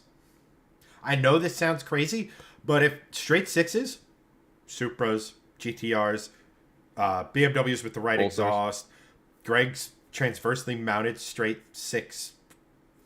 God, Lori. I would have loved to have been in that meeting. And so on and so forth. If they make it sound good, yes, it's not the soundtrack of yesteryear. But look at how much shit they caught for putting a fucking fake speaker and giving the car artificial noise. Oh, yeah. You know what I'm saying? So, like, let me put it to you Slash is. If you make a fun, rear-wheel drive, straight 6 car that looks like the car that the concept they had, that's a pretty decent little car. Okay, so the muscle heads might scoff at it, but I'll give it a shot. Yeah, same. That sort of a thing. Um, Anthony goes, the dog barking triggered Twinkie. Sorry about that. Sean goes, my issue is Chrysler and fancy electronics. It goes deeper than that. It's not just Chrysler and fancy electronics. It's the French and fancy electronics. Research that issue. Or, better yet, go British. Google Top Gear Alpine Fire. You know where that started? I'll give you a hint. Um, and not for nothing, though. One last thing on the Ram extended range hybrid. I will never call it a Ram Charger. If it has the Ram interior, they'll sell like hotcakes, because Ram does interiors better than everyone else in the trucks. Yes, they do. They do a very nice interior. Antoine goes, which current Ram has the mild hybrid setup without making it sound like it was a hybrid? It wasn't the Laramie, was it? I know it was on the Limited. I know I tested one with it. It is hysterical because it's mild. It's like between that and the fact that it was on air suspension that could lower it, I think, an inch or two. Highway driving at 65, 70 miles an hour, miles per gallon, improved by 2. So, and that's not my testing. It's not my lead foot. That is from the manufacturer. So keep that in mind. There you go. Anthony goes, they missed a hell of an opportunity to bring back the Power Ram name back. Sure. Call it something. Call it something else. I'll be right back. Let's see here. Doug goes, member berries for boomers. Yeah, I forget context on that one. Antoine goes, ever since the demise of Galant, talking about Mitsubishi, Diamante, 3000 GT, Eclipse, Lancer, Evolution, Mitsubishi has officially died. And it's Mitsubishi Motors' best interest is to end, because business in North America for good, just to end it for good, just like Isuzu, Suzuki, and Daewoo have. Look, man, like, somewhere, some way, they're just like, okay, it's like, I don't know how sports-oriented you guys are, but back in the day, the Clippers were the worst team in the NBA and somehow turned a profit every year. And their owner's like, don't have to change squat, we're making money. Like, if that's somehow the case, but I think they're in pretty bad financial shape. Here's the thing. How do they make something interesting to us that isn't an affront to their history, that'll kind of get the brand exciting again, so that people get a whiff when they're buying an Outlander, that they're buying something with a whiff of, I don't want to say Evo, because frankly, that's it. But let's just say, hypothetically, they partnered with a pickup brand. Hyundai, Honda, like, they partnered with someone and came out with an all-wheel drive something that was exciting. Let's just say, hypothetically, it was like based on the Corolla GR, used their own engine that made 400 horsepower or whatever. And they kind of went with that just to get excitement back. And get journalists talking in a positive light, because what's killing Mitsubishi is, I remember a few years ago sitting in the new Outlander at the New York International Auto Show and thinking, this thing's just boring and outdated, and it's like, there's nothing really positive about this brand. And therefore, that trickles down to the consumer. So, like, some positivity surrounding the brand is what it needs to survive. Sean goes, call it the Little Hybrid Express. Again, like, it goes back to the Shelby quote. If it has a bad name, or if it's a bad car, the name ain't going to save it. And if it's a good car, nobody gives a crap. So it goes to a truck. Like, just call it... like, maybe that's your Laramie, right? Lara M with an E, or whatever. I don't know. But, like, just recycling these old names just for the PR and the, like, historical bump, just, it annoys the crap out of me. Doug goes, you don't really see EVs out of a charge on the side of the road. Way to kill the $1 million idea, Doug. I'm just saying, a service that in my area, if you run out of charge or something and you need to charge your electric car, or whether power goes out or whatever, shifting lanes and their fleet of Rams can save you. Guess it gives you business. It's 100% write off because I guarantee you that truck is over 6,000 pounds. Sean goes, I will build you the pole for the nozzle and man it from the bed of the truck like a madman with an electrified spear. I like it. You're going to have to sign a waiver. Anthony goes, oh, hey, unrelated to anything, I now can rightfully hold the opinion that our P3 Volvo is better than an SPA. Pardon my Volvo ignorance. SPA is, I'm guessing, the Chinese outlet that owns Volvo now. Anywho. Angelo goes, Eclipse Cross set the car community to blaze, which was a prime example. Again, it goes slapping a name on something to get people like, ooh, the Eclipse is coming back. Oh, it's a crossover. Show me the crossover that has been that has gotten everybody excited. Is it the Model X? Or I'm sorry, is it like the Model Y from Tesla? Is it, Rimac finally releasing their SUV? I cannot for the life of me think of a crossover that is exciting. Ford has the Explorer ST. They have the Bronco Sport, which is a gussied up Eclipse. Or, I'm sorry, Escape. It's just like, I would much rather someone sit here and tell me that, like, all right, here's a crossover, and, like, have it do rally things. Show me it doing rally. I don't know if it's something that would get me crazy excited, but sure as shit is better than the plug and play crossovers that we've been getting.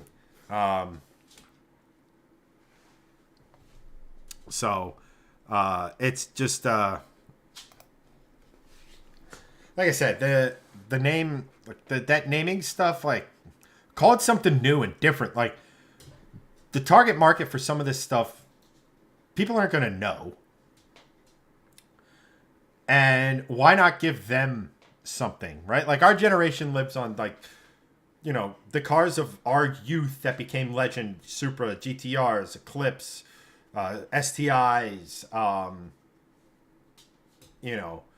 so like Raptor was one where that nobody really had thought to do that before. Like, all that stuff, like our generation loved it, and figure that out for this one. Like, it's not that difficult. Let's see here. Doug confirms current Volvos are SPA, other than the 40s. SPA is the newer platform than the P3 from Anthony. Got it. Had a 2019 S60 T6 inscription as a loaner for a couple days. While it was nice and definitely shined in a few areas, it doesn't have the appeal to an enthusiast the way the P3 V60 does. I agree. The modern Volvos I've driven have been really, really nice. I love their interiors. They're just so not tailored for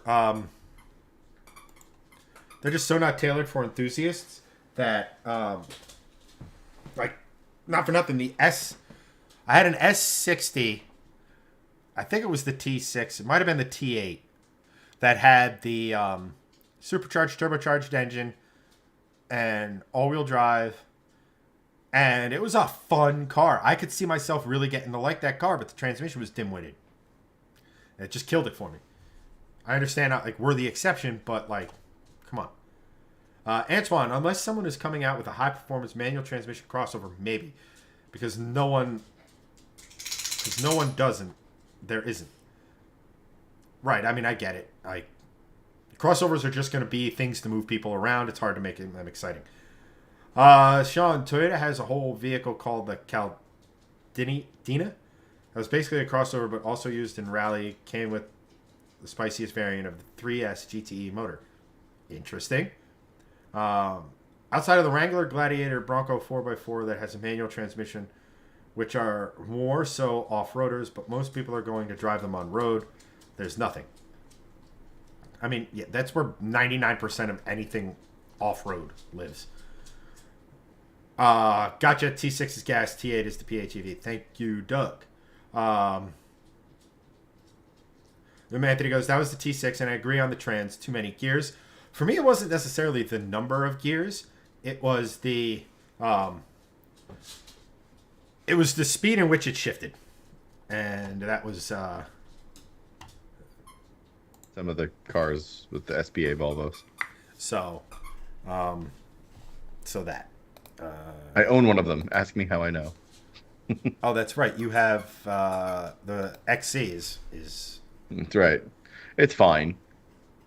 But I mean, it's a big lumbering SUV, so the trans tuning is not necessarily the forte of that car. Um, it's fine, but on something like an S60, it should be slightly tweaked to be not necessarily more sporty, but a bit more crisp. Is a good way to do it, and it just wasn't. right. I mean, I don't know how much of I don't know how much of my rant you've heard about that car, but like it was a really good car. Zero.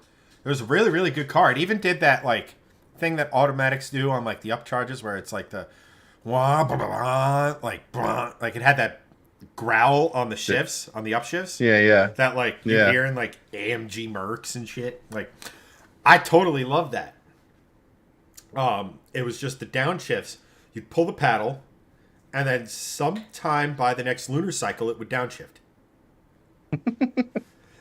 Yeah. And Well, I mean, the new Volvos are not geared to be enthusiast cars, so No. doesn't really surprise me that much. but like, and all I was thinking, I was like the hybrid version that had like 400 horsepower. I was like, this thing could be a ride if it was just, But like you said, not geared towards the enthusiast, and I'm not really necessarily saying as a business it should because we make up a small segment of the population. Yeah. But anything else Gregson would like to add? It's an interesting point you bring up really quick about the hybrid ones of the new ones, because if there is a car that I would be interested in trading this one in for, it would be that new V60 Polestar engineered one. Just because it has over 400 horsepower, it's hybrid, it's very heavy, but it's just an interesting car in that respect because it's like, I always say that this is the last hot Volvo they made, and I truly believe that, but that's like probably going to be the last true performance focused Volvo in any capacity because EVs are they have the torque and whatever, and they're fun in that respect. They have that party trick because they're always quick because they have instant torque. But like that one's probably gonna be the last one that they make that has an internal combustion engine to it because now we've got Polestar and they've had that really cool O2 concept. Volvo has the EX30 coming out, which is a small crossover that can hit 0 to 60 in 3.4 seconds, which is absurd in every conceivable way. And I love that, but it's also they don't call an EV. And they don't call it a 240 turbo. Imagine that. I know, right? But that new SPA V60 Polestar is an interesting car. It's gorgeous, and I still maintain to this day it's one of the top 5 best looking wagons ever made. It's stunning.